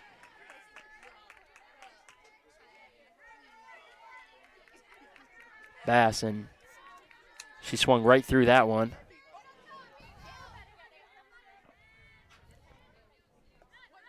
Cox, that one's in the dirt. Full count now, 3-2.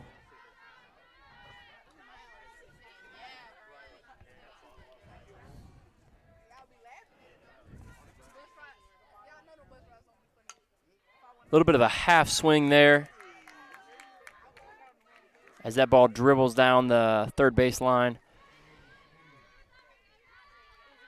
Count remains 3-2.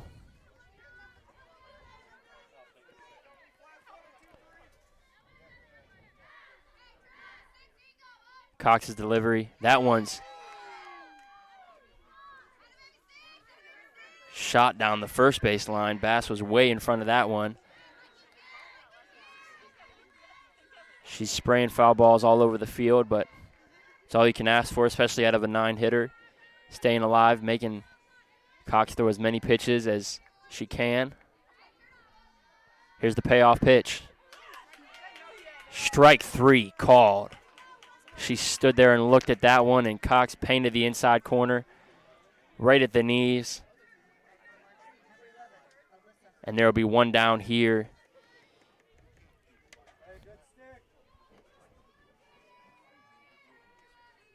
In the top of the third.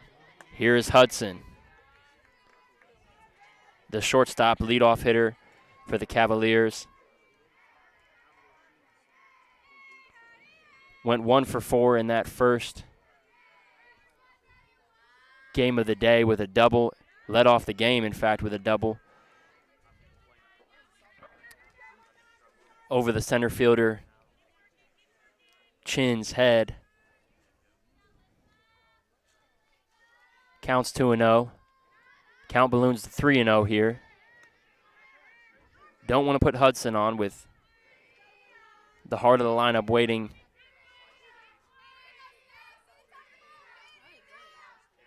Here's the 3-0. That one's in there. Counts 3-1.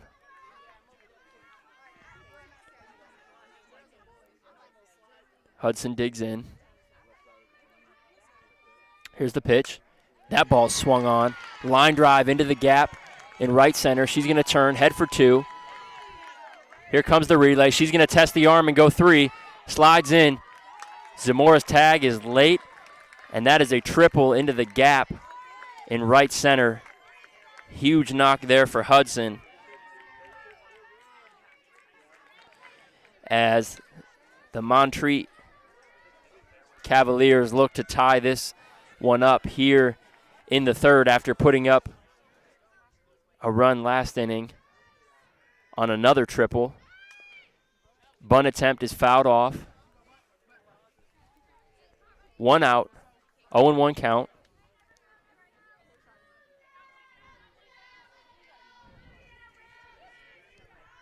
Zamora and Jennings look to be anticipating bunt here. Nonetheless, she swings away. That ball's roped down the line, and Starnes has herself an extra base hit. Hudson comes in to score, and that'll be a double for number 50, Ashley Starnes.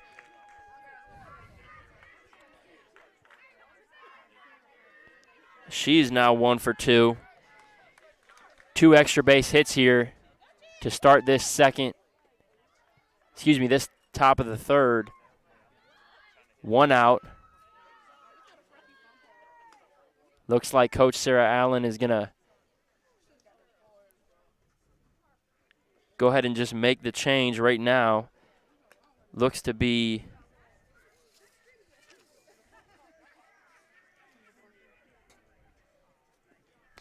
number 10, Kendall Parker, the sophomore out of Blythewood, South Carolina, local product, who will be taking over for Cox.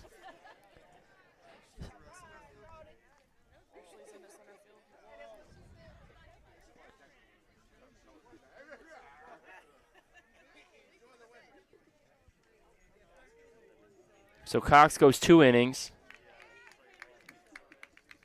gives up 2 earned runs.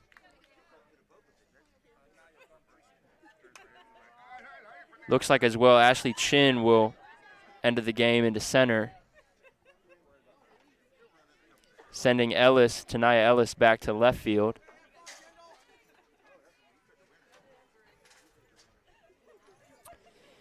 Brand new ball game now. Top of the third.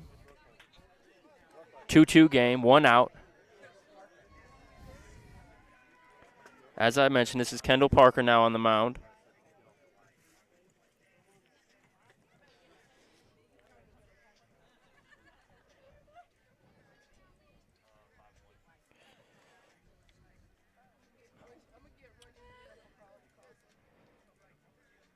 Coach Allen making that swift pitching change.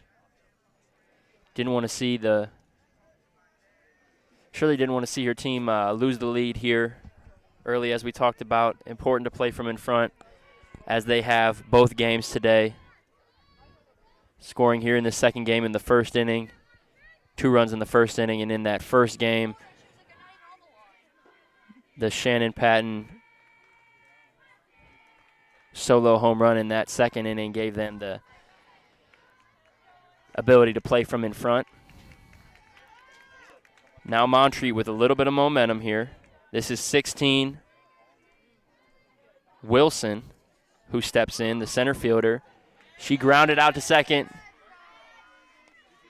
To shortstop, her first time up. That ball is fouled back. First delivery from Parker. Here's Parker. The right-hander, that one's fouled off.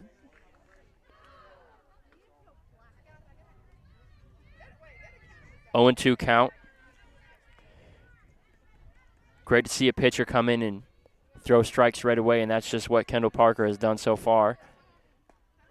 And, wow, what a pitch there. Wilson waves at that one, and there's 2 down here in this third inning.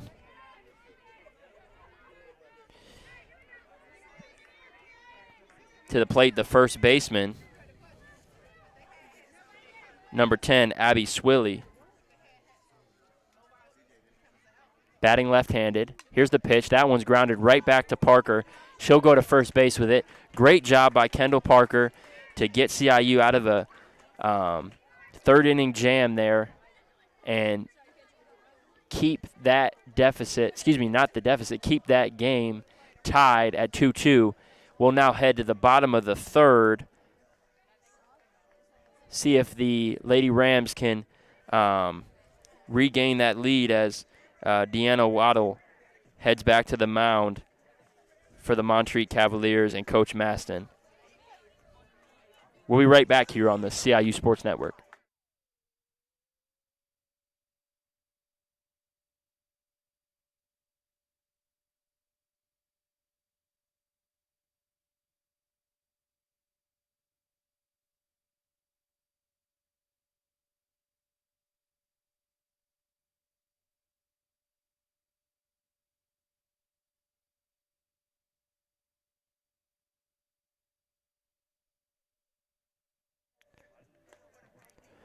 Welcome back here on the CIU Sports Network. My name is Corey Inman. It's a pleasure to have you on hand.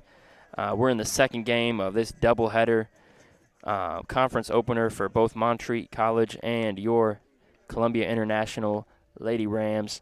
We're in the bottom of the third here. Top of the order coming up for the Rams. This will be Tanaya Ellis, who has since moved to left field.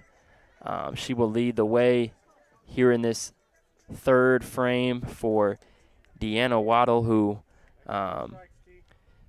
seemed to find some sort of consistency there in the second inning, going 1-2-3 after what seemed to be headed towards a tumultuous outing in that first inning with 2 or 3 wild pitches, and the Rams taking advantage of those, as well as sprinkling in a couple hits to take a 2-0 lead, which has since been tied up. This will be Ellis coming into the day batting .464. Again, left-handed. The third baseman, Starnes, looks to be anticipating bunt. That'll be a ball.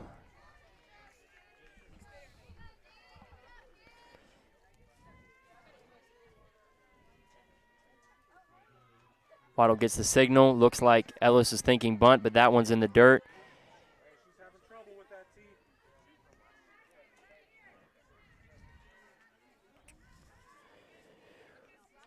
We'll see which Deanna Waddle we get in this third inning.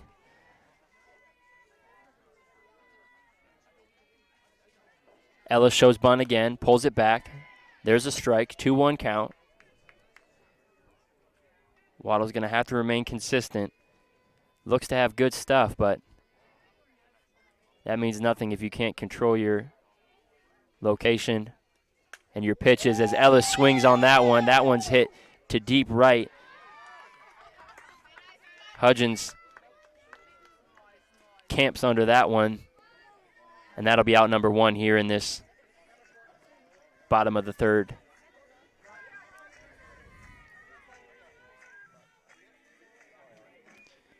Robin Andrews steps to the plate, the catcher. Walked in her only at bat so far this second game.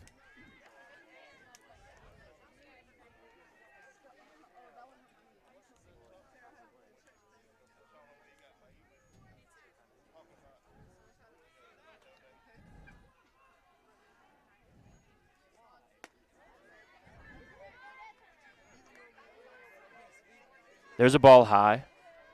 2-0 count.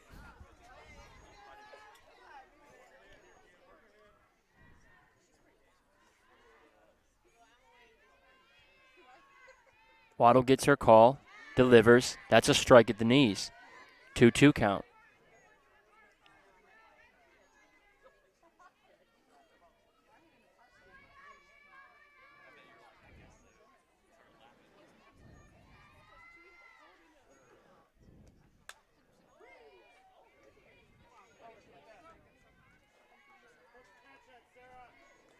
Way ahead of that ball was Andrews as she laces that down the third base line.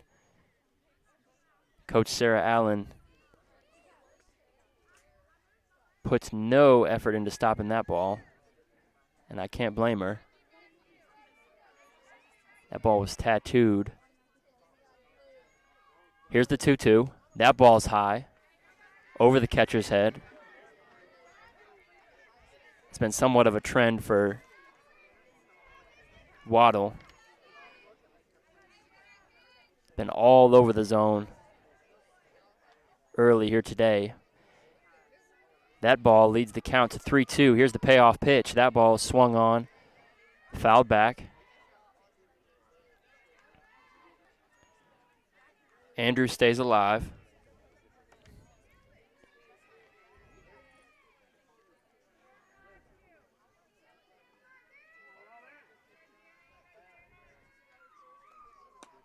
That ball's high. That'll be a walk, her second of the afternoon. Great discipline there from Andrews, understanding the struggle that Waddle has had finding the strike zone early in this second game, and she's taking advantage in both at-bats, drawing walks both times. Now with 1 out, this will be Caitlin Creel, reached on an error by the shortstop her last time up. Sort of a rare error there from Hudson.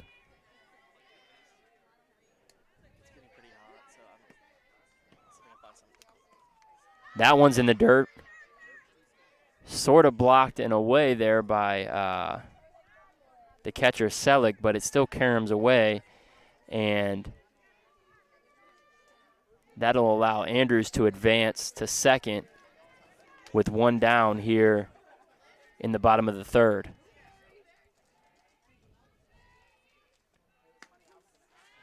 There's a strike. Creel takes. Count now stands at 2-1. No doubt Coach Sarah Allen will continue to have her girls make Waddle put it in the strike zone, and as I say that, looked like Creel might have made a decision to swing at a pitch that was a little bit out of the zone there. 2-2 count, one down. Andrews at second. That ball swung on, popped in the air. Center fielder is going to have to come in hard. Solid catch there for her. Great effort by the center fielder. That's number 16, Wilson, out there. Sarah Wilson, the freshman out of Huntersville, North Carolina. Big catch for her. And Waddle, as that would have spelled trouble if that one dropped. She ended up going down to two knees there and ensuring the catch, and that'll lead to 2 outs as the catcher holds that pitch for a while. Selick really thought that one was good, but the umpire does not oblige, and the count is now 1-0. This is Wilkerson, flies to deep center. That one is caught again by Wilson out there in deep right center, and after what looked like a promising start to that inning with the walk, the Rams now find themselves headed to the top of the fourth, locked in a 2-2 ball game here, as it looks like Kendall Parker, the sophomore, will head back out to the mound. She finished up that third inning on the mound in relief of Reagan Cox.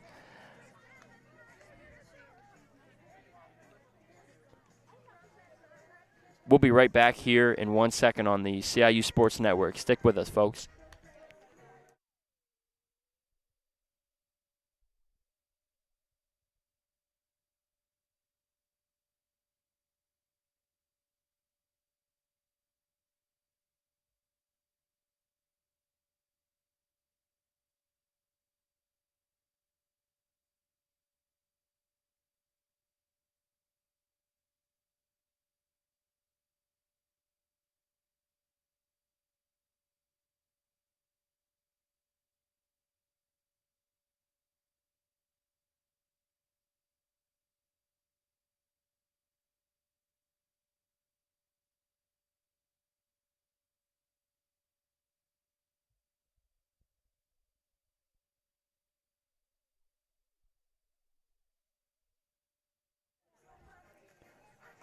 Welcome back to the CIU Sports Network. It's a beautiful afternoon here on the campus of Columbia International University.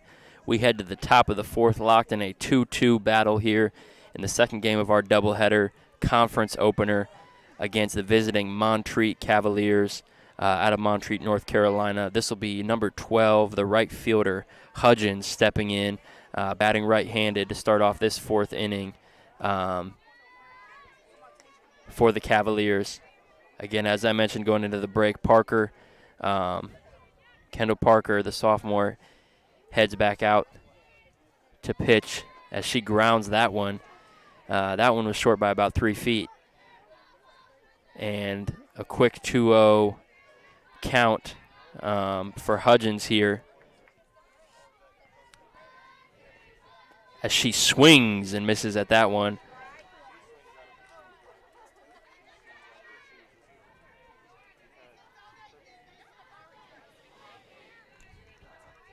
Hudgens started, I believe it was the second inning, with a triple to left field. She shoots this one to the third baseman, Zamora. Not sure what they'll rule that one, but most likely an error. Ball was hit hard, but nonetheless probably could have been handled there by Hannah Zamora at the hot corner. But either way, Montreat has a leadoff runner with no outs, as number 3, Edge now, the left fielder, swings away at that first pitch. And Andrews wants to take a second and talk to Kendall Parker here, make sure they're on the same page as far as how they want to attack.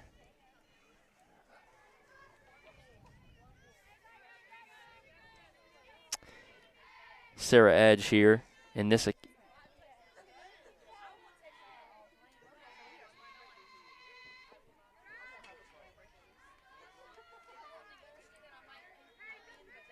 There's a ball in the dirt, 1-1 count. 2-2 is our score here in the top of the fourth.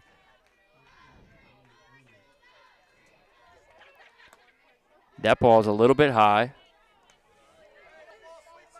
Parker misses. Count now stands at 2-1. Hudgens at first. That ball swung on. Barely foul. Down the right field line. Count now stands at 2-2.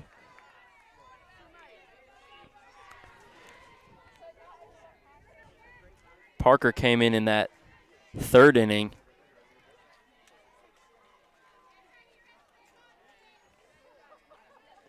And really shut down the Cavaliers. Here's a bloop shot. Ellis can't see. Tries to shield the sun as she dives for that one, and that ball's going to fall in. From the time that ball came off the bat, it looked like Ellis was having trouble with the sun right in her face as she sprinted in.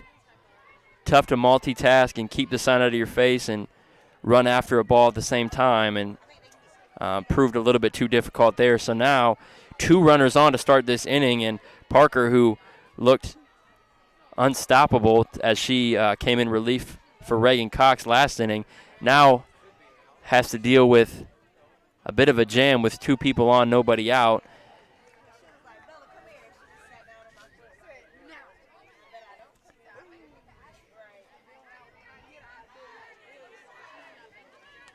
This is number 15, Sarah Word, at the plate.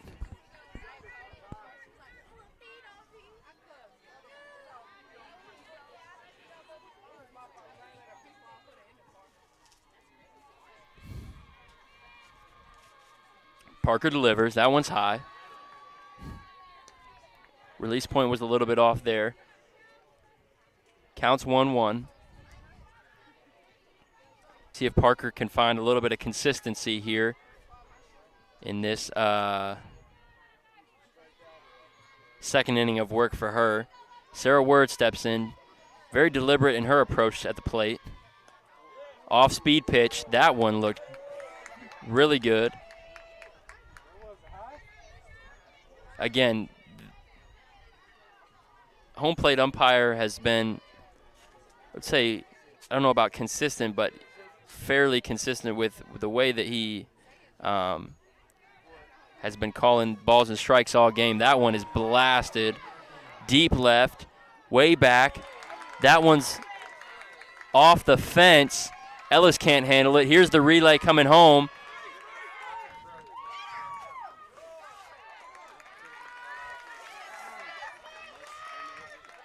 From my angle, looked like she got back to it, but just might have been a little bit too disoriented with where she was in terms of the fence and where the ball was. And that's a big, big hit there for Sarah Word.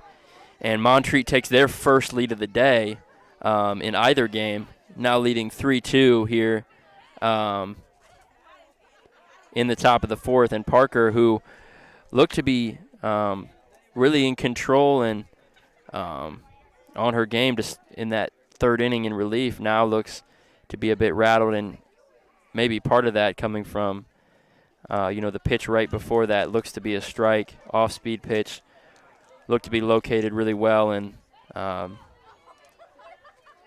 plate umpire just not calling it.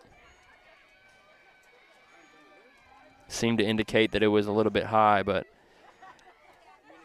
obviously the next pitch, Word takes it all the way to takes Ellis all the way to the fence and left, and Rams now playing from behind, down 3-2.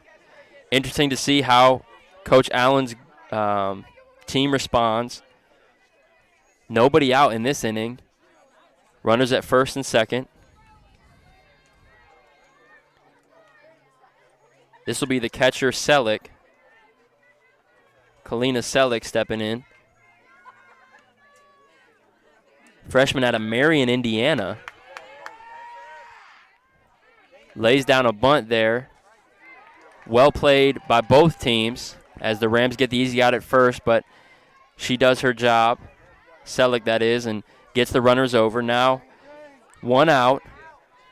This is the 9-hitter, number 6, Cameron Bass, as I'm sure Parker will be looking for a strikeout here to get this inning to 2 outs, and then obviously she'll have to deal with the top of the lineup in Hudson. There's a bunt attempt as Zamora was flying in to field that ball and ended up being fouled back into the gear of Robin Andrews.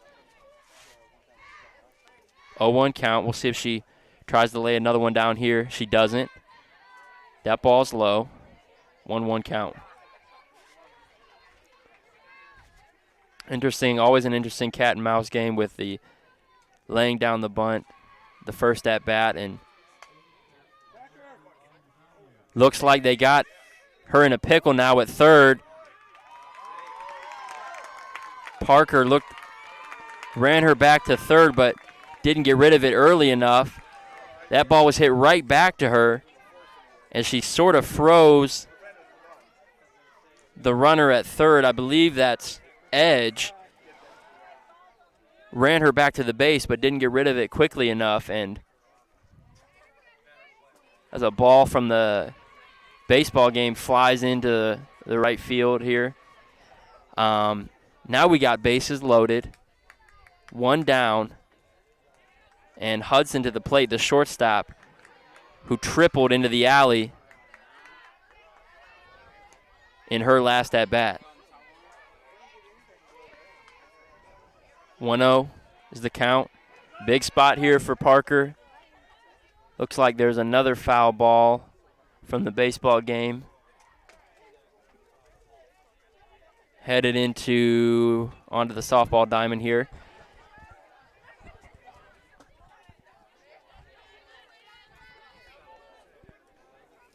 Here's the pitch. Ball swung on. Ellison left. Back. Settles under it. She's got it. Here comes the throw into third. Overshoots the third baseman. But nonetheless, that is a sac fly there for Hudson, who does her job, and Montreat now takes a 4-2 lead.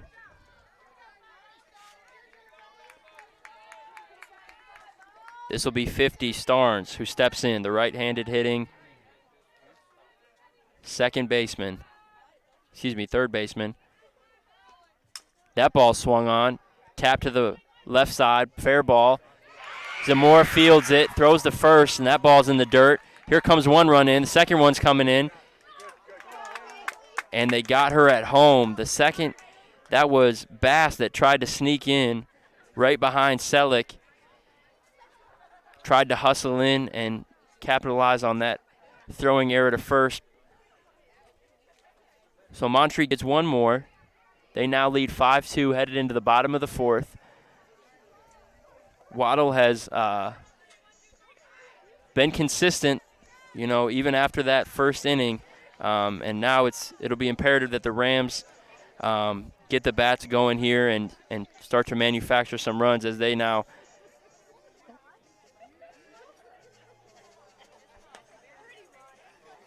are down 3 runs, 5-2, heading into this bottom of the 4th inning. We'll be right back here on the CIU Sports Network.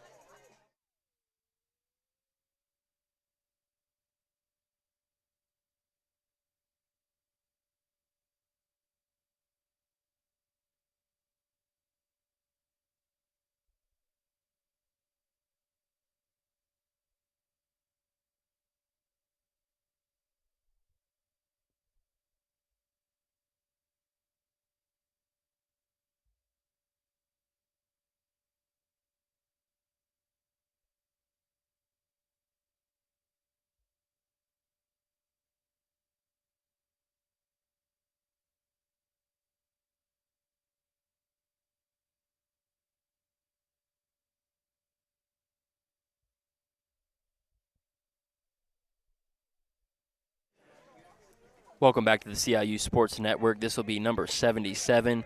The designated player, Shannon Patton, stepping into the box. Couldn't ask for a better player to be up to try to get a rally going in this bottom of the 4th inning today. Patton has been by far the most consistent hitter for the Rams so far today, with 2 hits in that first game and a single to start in her first at-bat of this second game. Deanna Waddle has settled in after a sort of a wild first inning. Has been, I would say, consistent enough, not super consistent in her delivery and hitting her spots, but she's been consistent enough in these last 2 innings to really keep her team in the game, and now, gave them a chance to take the lead, which they did with 3 runs in the top of the 4th. Now down 5-2. We'll see how the Lady Rams respond. Patton now has a 1-1 count. Here's the pitch. That ball's high.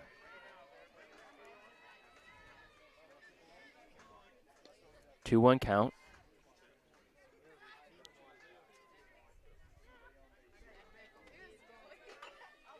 Patton digs in. That ball swung on. Foul back.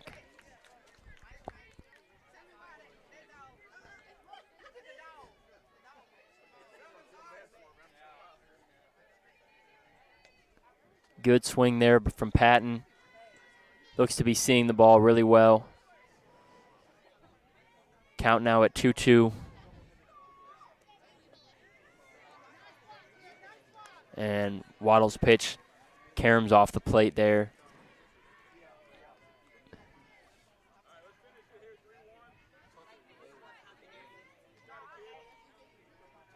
Here's the payoff pitch. That ball swung on. Popped in the air. Right side, right fielder coming in. From my angle, folks, I'm blocked out, so I cannot see what just happened, but given the reaction of the Montreat dugout, looked like the right fielder, that would be Hudgens, made a running catch there, headed into the fence down the first baseline.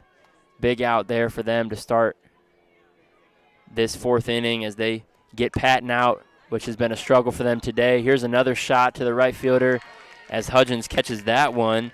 Busy inning for her out there in right. And this will bring up number 23, the third baseman, Heaven Zamora.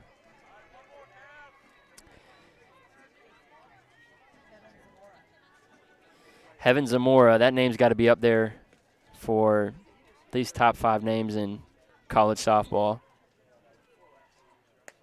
That ball's high from Waddle. And again, we talked about, Waddle was wild early, and may have been a couple at bats that the Rams didn't make her work enough. But whatever the case may be, Rams have been held scoreless in their last 2 innings. And now with 2 outs here in the 4th. 3 innings in a row here that Waddle is looking to put up zeros on the scoreboard. Count now stands at 3-0. See if Zamora can't draw a walk here and start a little two-out rally. That's a ball low. She'll take her base.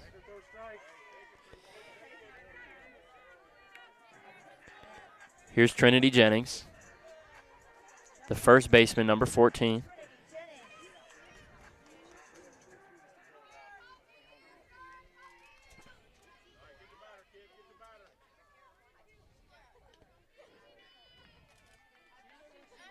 Outfielders seem to be playing the corners.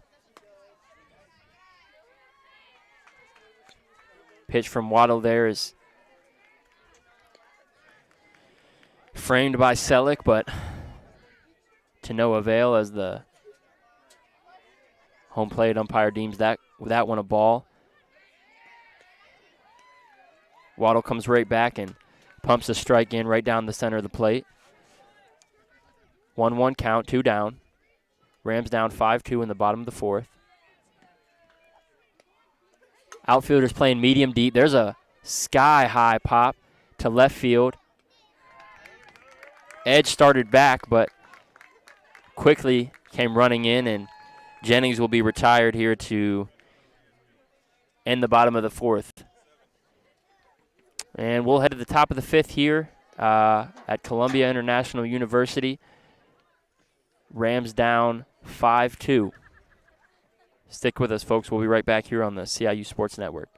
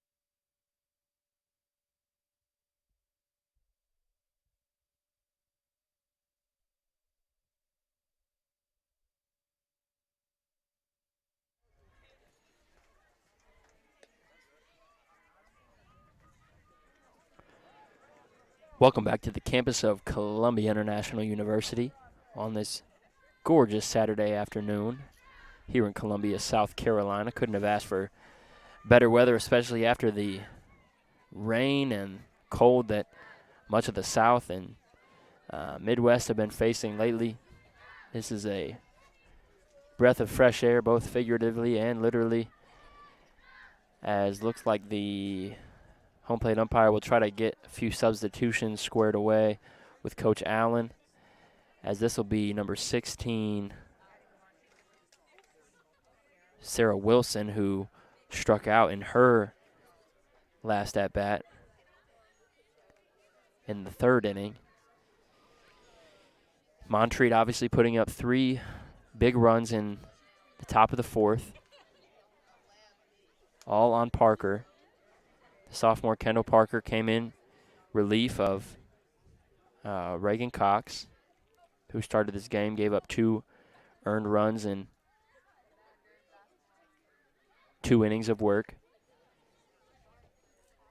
Looks like we may be squared away substitution-wise, as the left-handed batting Wilson steps into the box, and we're ready to go. Top of the fifth, 5-2 Montreat. That ball's high. Parker looked great in that first, in her inning of relief there. Got 3 quick outs, throwing strikes, and just wasn't the same case the last inning, as that one's tapped to the left side. Foul. 1-1 count. And, the Lady Rams are going to need some late inning magic and a little bit more consistency from their pitching here if they're going to pull off the comeback here. There's Parker. Looked like an off-speed pitch that's in the dirt.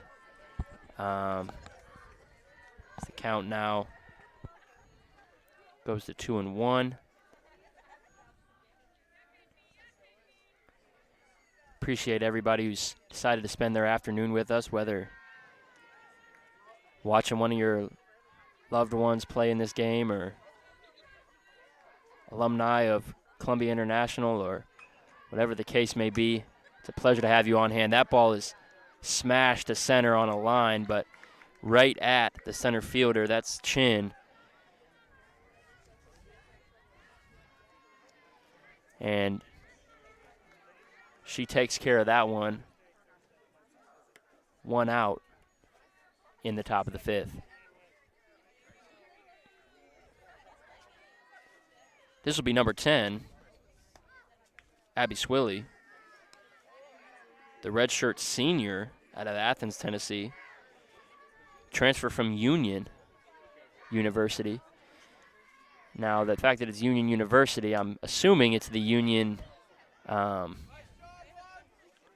is in fact in Tennessee, not the Union College that is a current member of the Appalachian Athletic Conference, which both of these teams play in. But Swilly pops that one out to the left side of the infield, and that's a quick out there for Parker, who is looking to get through this inning. 1-2-3. The only thing standing in her way is the right fielder Hudgens, who swings a heavy bat. Has had a few big shots today. One right down the line, right down the left field line, which ended up as a triple. And she's going to get her hacks in either way. Just a matter of locating your pitches. There's a big swing there as that one's off the end of the bat. That one will be foul.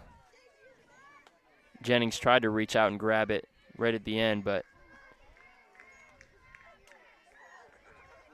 to no avail, and Hudgens now in the hole 0-2.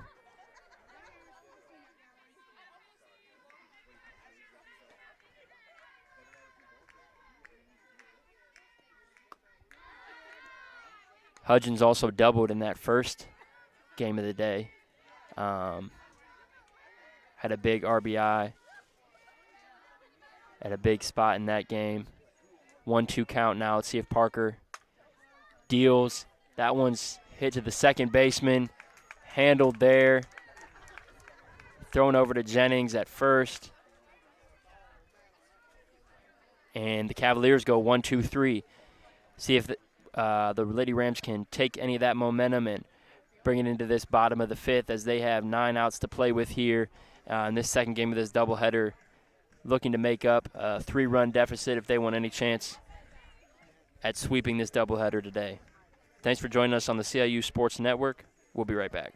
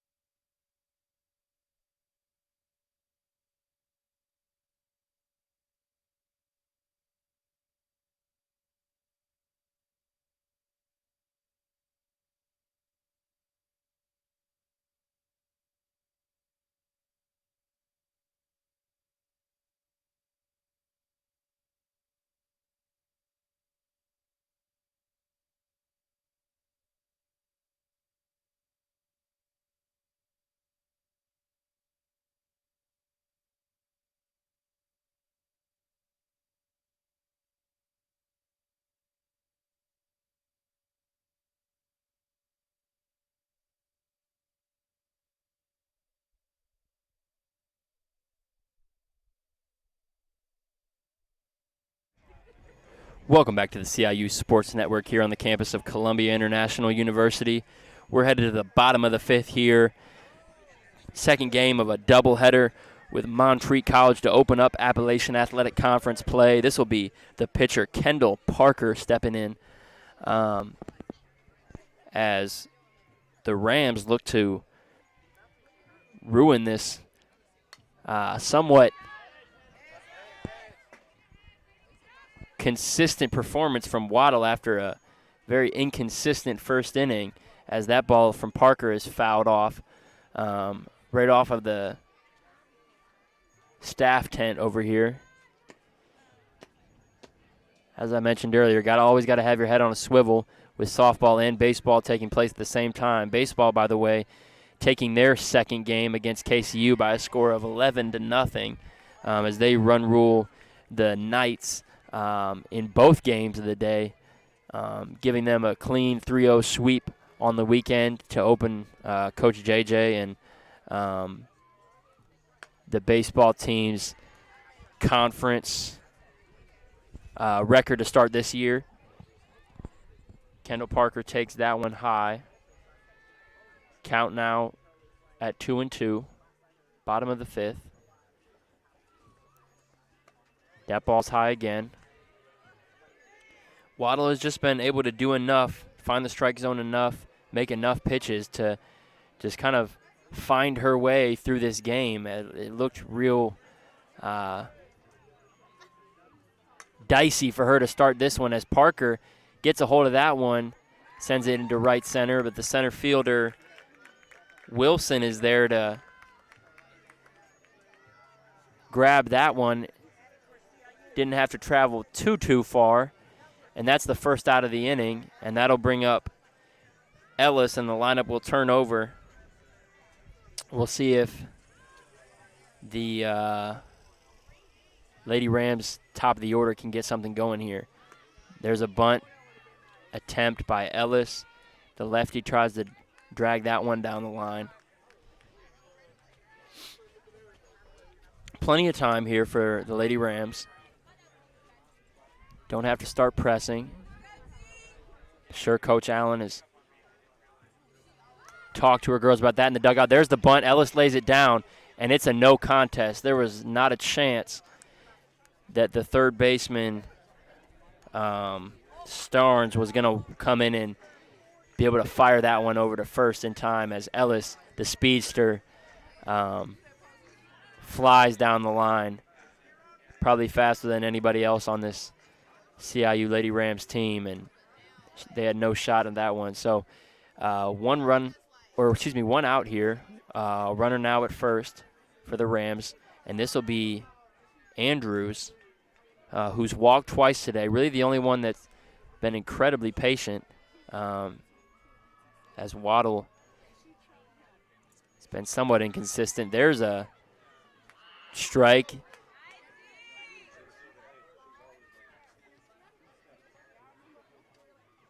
Ellis steals that one easily.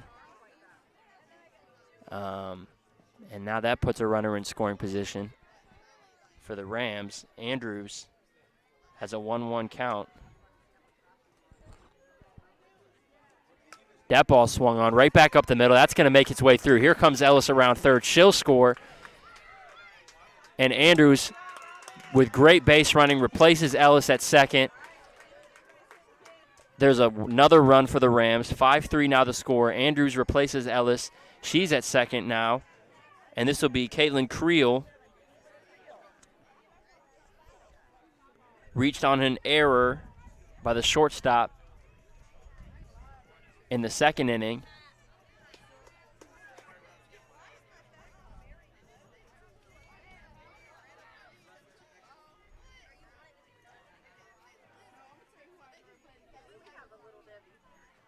One out. First time the Rams have scored since the first inning. Again, this top of the order, huge opportunity here to maybe knock Waddle out of this ball game. 2-0 count.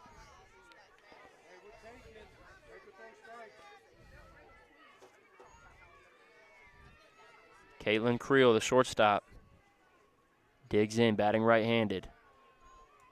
Waddle gets the sign. Here's the pitch. That one's high, 3-0 count.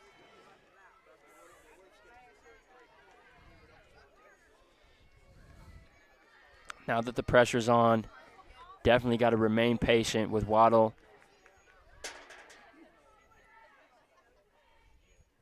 Make her give you a good pitch. That one's a strike. 3-1 count. Runner at second is Andrews. We'll see what Waddle brings here in a 3-1 count. The delivery. That one's low. A walk.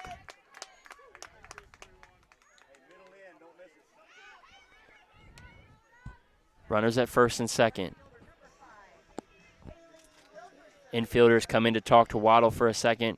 This will be Haley Wilkerson, the cleanup hitter, batting fourth and in right field this second game.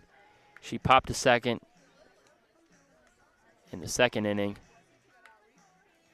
Now with a huge opportunity here with 2 runners on, down 2.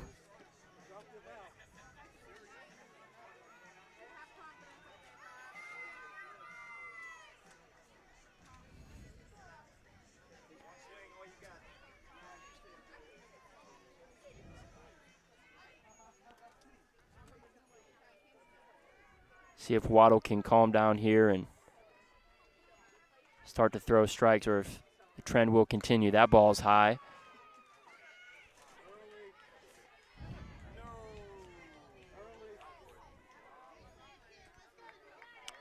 Wilkerson and then Patton next.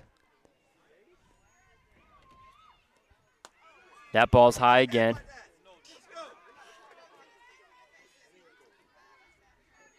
Two-0 count.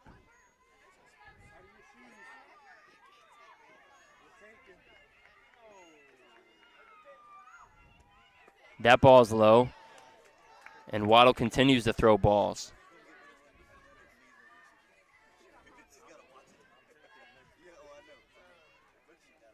3-0 count. See if Waddle can find the strike zone here. Wilkerson shows bunt to throw Waddle off, and that'll be a walk. That'll load the bases with 1 out here in the bottom of the 5th inning, as Waddle has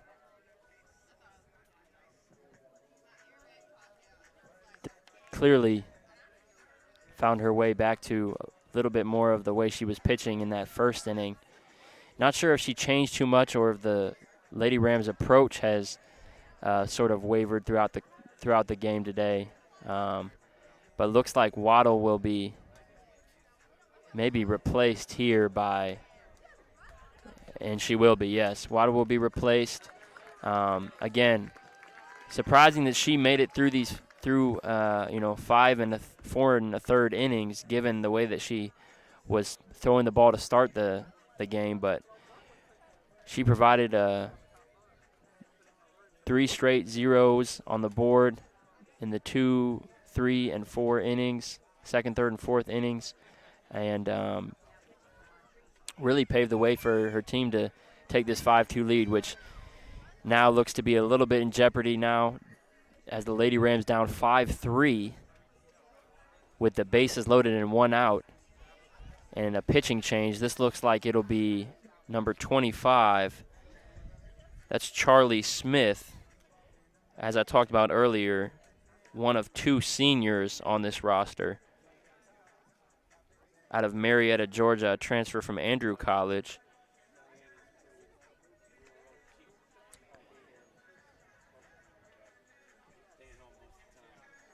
And you couldn't ask for anybody better to be at the plate than Shannon Patton, who led the way offensively in that first game and now has gone 1 for 2 in this second game. Swinging a really consistent bat right now. Will step in with the bases loaded and 1 out. We'll be right back here on the CIU Sports Network.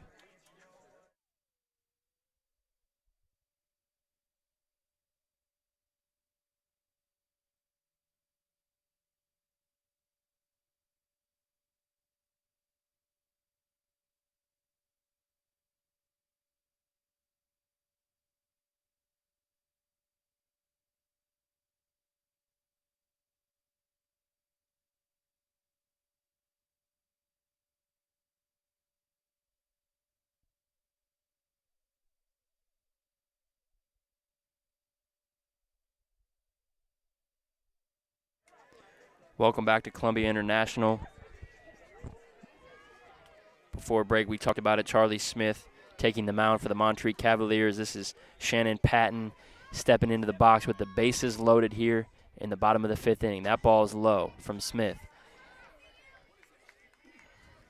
1-0 count. Patton steps in. Tough spot here. Bases loaded. 1 out. Here's the delivery. That ball is a little bit high. Tough. No call, but as we've talked about all day, the guy behind the plate has been consistent. The umpire has been consistent. Likes a low zone, and that one was just a pinch high for him. There's a swing and a miss there from Patton. 2-1 count. Base juiced.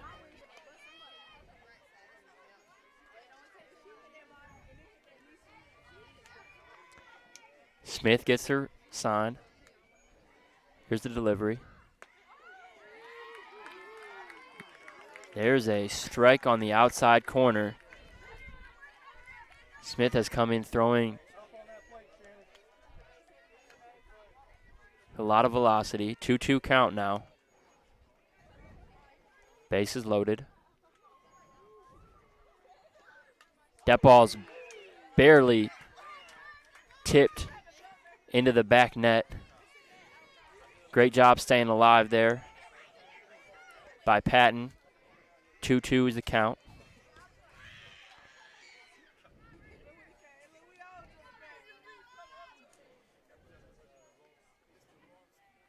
Smith set to deliver. There's the pitch. That ball's fouled back.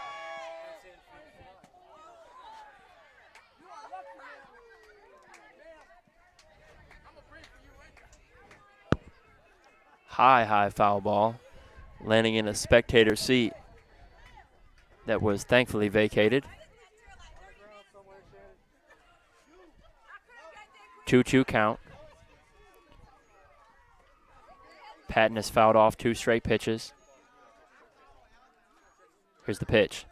Fouled off again. Great job by 77 here. Just battling. It's what you want in at-bats like this in big spots of the game. And what you would expect from a player of Patton's caliber in the middle of this lineup.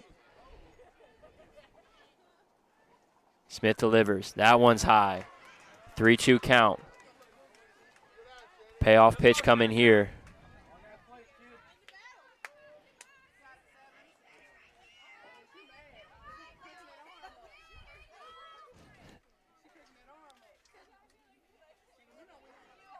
Here's the payoff. Ball's outside. That'll walk in a run. That's Andrews that'll touch the plate. 5-4 now the score. This will be number 1. The second baseman, Brooke. Hannah Brooke stepping in. 1 out still. Tough spot for Smith here. Getting inserted into the game in a bases-loaded jam with 1 out. She walks Patton. See what she does here with Brooke. That ball's hit to the right side, left side of the infield. That ball caroms off the glove. 1 run will score. Here comes Wilkerson. She'll score. Ball thrown back to second.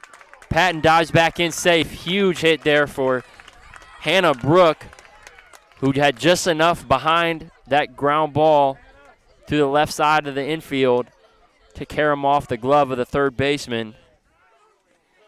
That's Starnes, number 50. Huge hit there as that ball finds the outfield grass, and CIU now takes a 6-5 lead here with a 4-run crooked number inning here in the bottom of the 5th, as it looks like Coach Allen's going to make another substitution as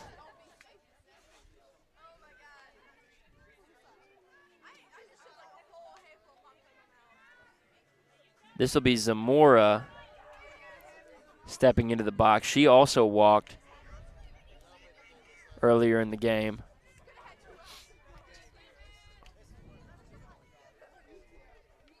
"6-5 the score now. Charlie Smith remains on the mound. Here's the pitch. That ball swung on. Off the end of the bat. Foul ball. Still one out.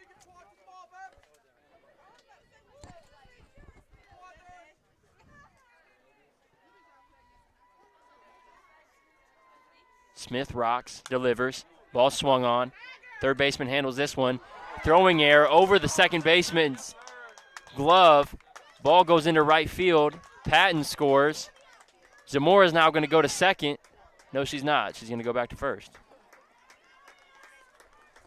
Looked like she probably could have made it to second with the first baseman Swilly's back turn, but decided to play it safe and return back to first. Throwing error there on the third baseman, Starnes, as the last one she didn't handle. She handled that one, but just threw wide right, trying to get the force at second, and Patton would come around to score, now giving the Rams a 2-run lead, 7-5, as the Montreat Cavaliers have sort of unraveled in this fifth inning.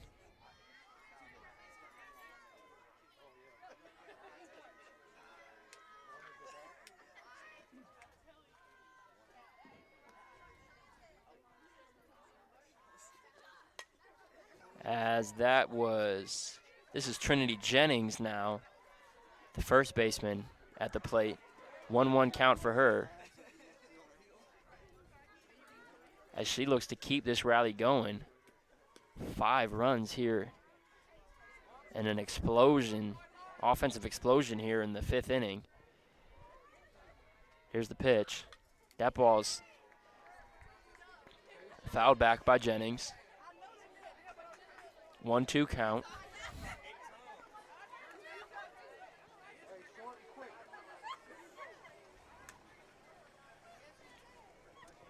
Smith grabs her sign. Here's the pitch. That ball is swung on. And the the umpire behind the plate took a shot on that one right off the side of the mask. Caught him not square, but definitely caromed right off his right side.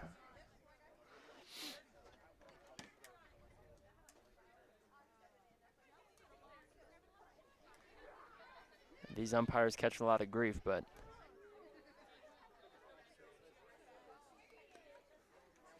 can't imagine putting yourself back there day after day, as these girls fire these pitches over and over again. Oh, there's a ball hit high in the air. Jennings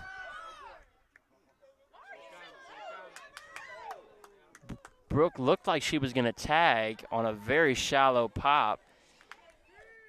She didn't. And then Edge fired one over her cut and over the catcher's head, Selleck. And then Brooke looked like she was maybe going to run again, and both times decided not to. First one was definitely a wise choice. Second one would have been interesting to see what the play would have looked like at home plate there. Nonetheless, she didn't. Here's Parker. She hits one deep. That one gets over the left fielder's head as Brooke scores, Zamora scores, and Kendall Parker, who came in relief of Reagan Cox in the third inning, busts this one wide open.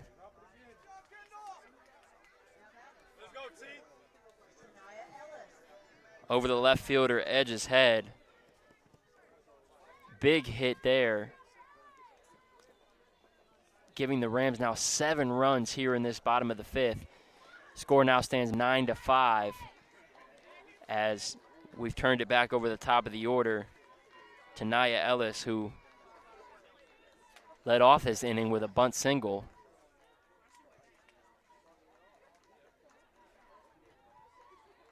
Here's the pitch from Smith. That one's high. 1-1 count.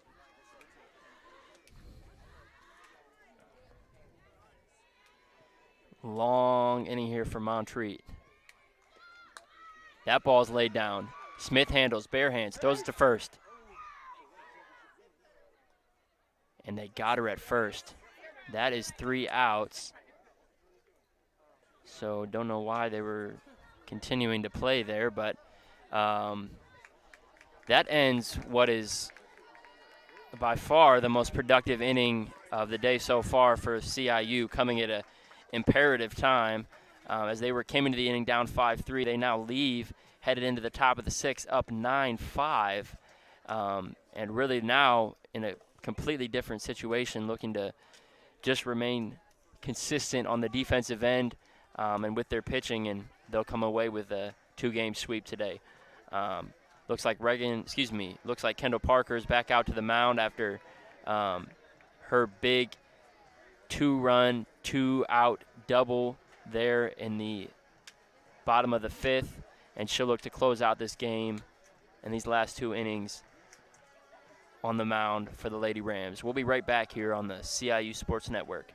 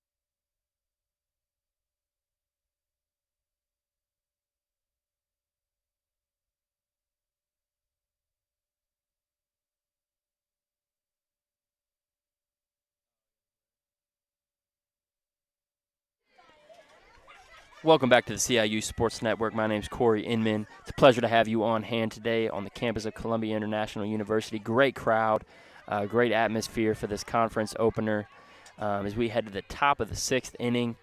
The Rams now lead 9-5 after a huge 7-run bottom of the 5th. And Kendall Parker now with an 0-1 count here leads the way. That ball is shot back up the middle. Diving attempt there by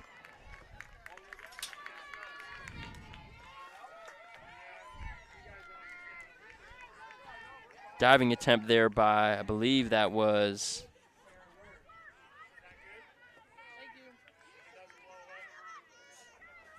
Hannah Brooke there at second. And Montreat comes right back with their leadoff runner aboard, as this will be number 15, Sarah Word, the freshman out of Cherryville, North Carolina. She bombs one to deep left. Ain't no doubt about that one. And Montreat responds with a quick 2-run home run here and puts themselves right back in the game, now down 9-7.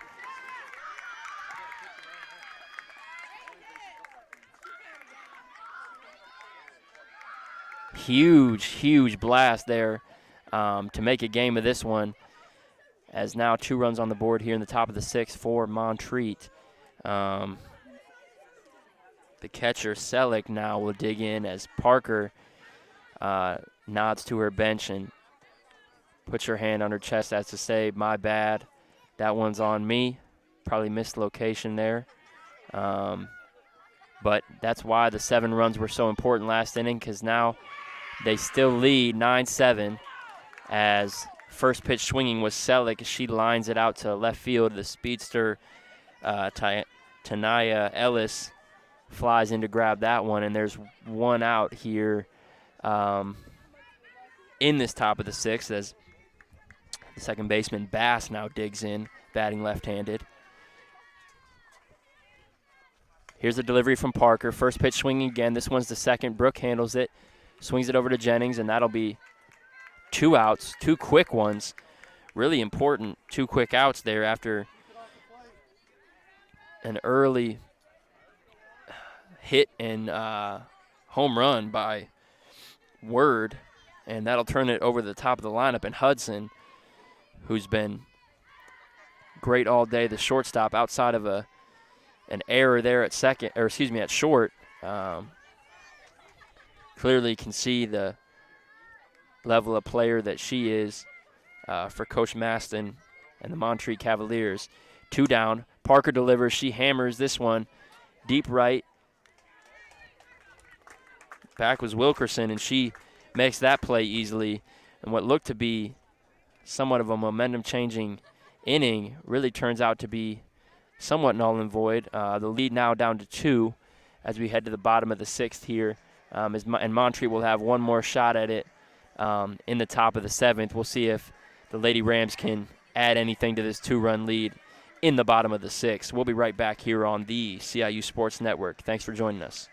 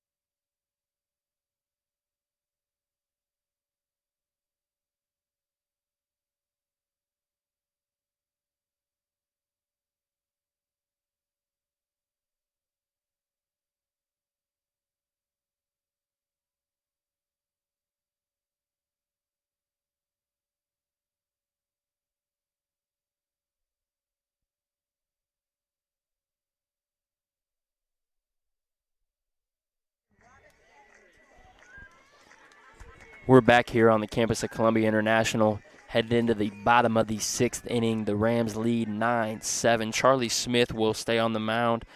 She came in relief last inning for Deanna Waddle, who had made her way, only giving up 2 runs through 4 innings, and that ended quickly through the course of the last inning as the Rams would put up 7 runs, and really what it looked to be was take the control and the momentum of the game, leading 9-5 headed into the top of the 6th, where Sarah Word would blast a 2-run homer over the fence in left field, bringing CIU's lead to 9-7. 2-run advantage here in the bottom of the 6th. This is Andrews, the catcher, who steps in.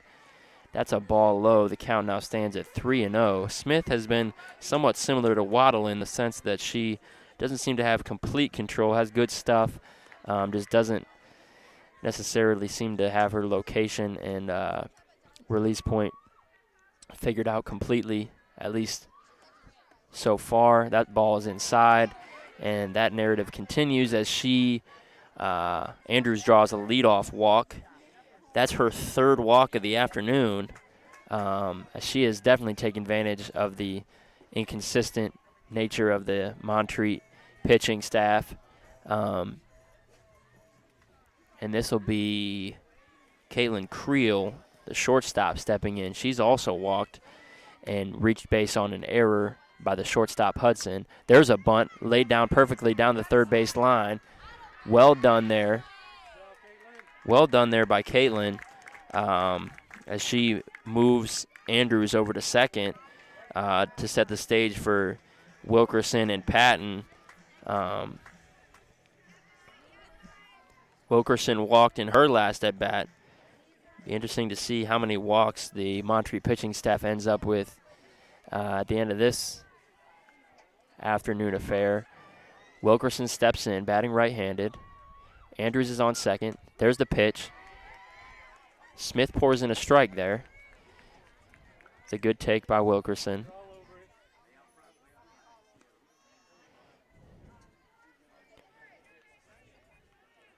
Smith gets her sign. And the pitch. That ball swung on. Popped high in the air to left.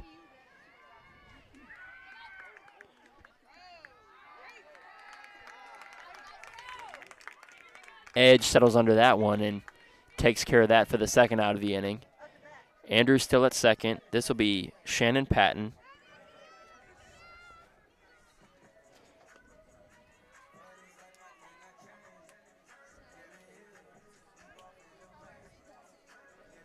Had a great at-bat last time. Ended up drawing a walk in a huge spot in that 7-run fifth inning. Swings and misses there at the first pitch.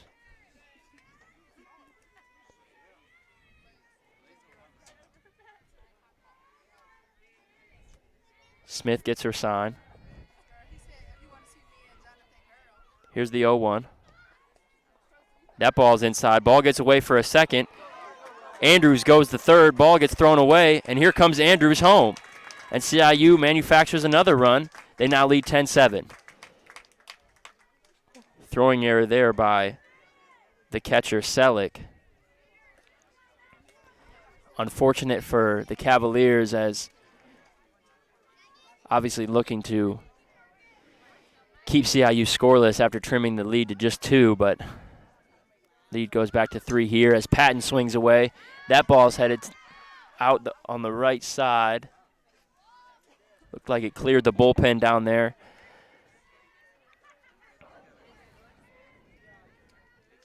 Count now stands 1-2. Base is empty now after Andrews scored. 10-7, bottom of the 6th.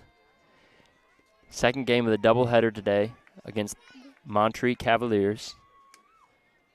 Here's Patton. That ball's high.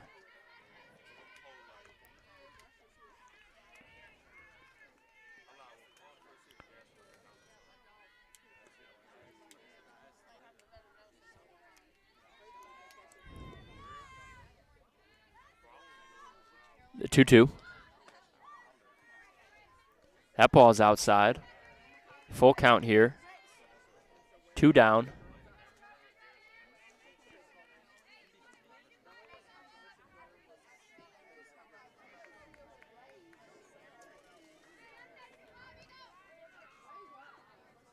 Here's the pitch. That ball's fouled back. That ball caroms off the concession stand.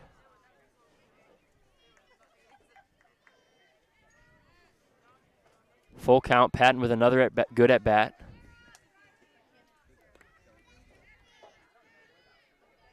He's been a stalwart in the middle of this CIU lineup all day today. Here's the payoff. That ball swung on. Looked like it's going to be foul. Right side. Again, I was blocked out, but it seems to be that the ball was caught by the first baseman. I believe that was Swilly over there. Again, from my angle, folks, having a hard time seeing right down the first base line. That was the second ball that was caught there in that same spot, but nonetheless, based on the reaction of the Montreat dugout, a big play for them. And this will be Kendall Parker back out to the mound. Top of the 7th. Rams up 3. We'll be right back here on the CIU Sports Network.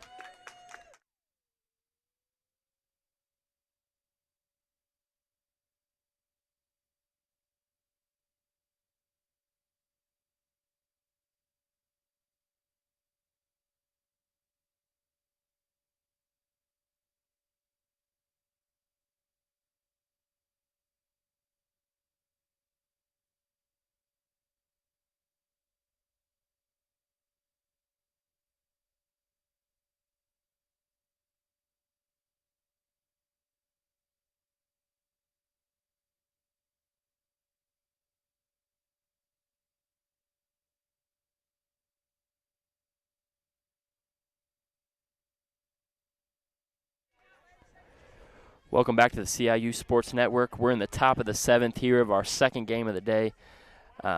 Your Lady Rams taking on the Montreat Cavaliers at Montreat, out of Montreat, North Carolina. That's 50 Starnes, the third baseman, who is way ahead of that first pitch. Ball is lined onto the adjacent soccer field here, the athletic complex. There's an off-speed pitch that she jumps all over. Deep to left. Ellis makes it look easy out there, and there's one down here in the top of the 7th. 2 outs away from a sweep of the Montreat Cavaliers and their first 2 wins over Montreat in the school's history. Here's Parker. That ball's lined to left. Ellis back again. Started back, came in for a second. And she makes quick work of that one as well. Swinging on the first pitch. That was 16 Wilson. This will be number 10 Swilly, the first baseman that steps to the plate here, batting left-handed. 2 outs here. Top of the 7th. She's swinging away. Back again to Ellis. And Ellis makes 3 catches in a row on 3 straight pitches to end this game. CIU gets the win 10-7 here in what was a back-and-forth second game of the day. The 5th inning proving to be the decisive factor as the Lady Rams chased off Waddle and got 2 earned runs on Smith in that same inning.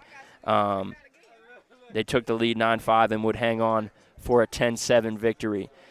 So the first game, 5-1, your Lady Rams. The second game, 10-7. The Rams come up with a sweep in their first Appalachian Athletic Conference doubleheader of the year, and their first 2 wins over Montreat College in their program history. Great day to be a CIU Ram. Appreciate everybody who either tuned in or came out to see this game. We had a great crowd out here on a beautiful Saturday afternoon, and if you're Coach Allen, I don't think you could have asked for a better start to your conference play this season. Just exciting to see softball and baseball back out here after a shortened season last year due to COVID. Again, appreciate everybody who had the opportunity to tune in and stick around with us today. For those that are here, drive home safe and enjoy the rest of your weekend. For everybody who got to tune in, again, my name's Corey Inman. It's a pleasure being out here and being able to announce these games for y'all. I pray that you have a great rest of your weekend and a great week coming up.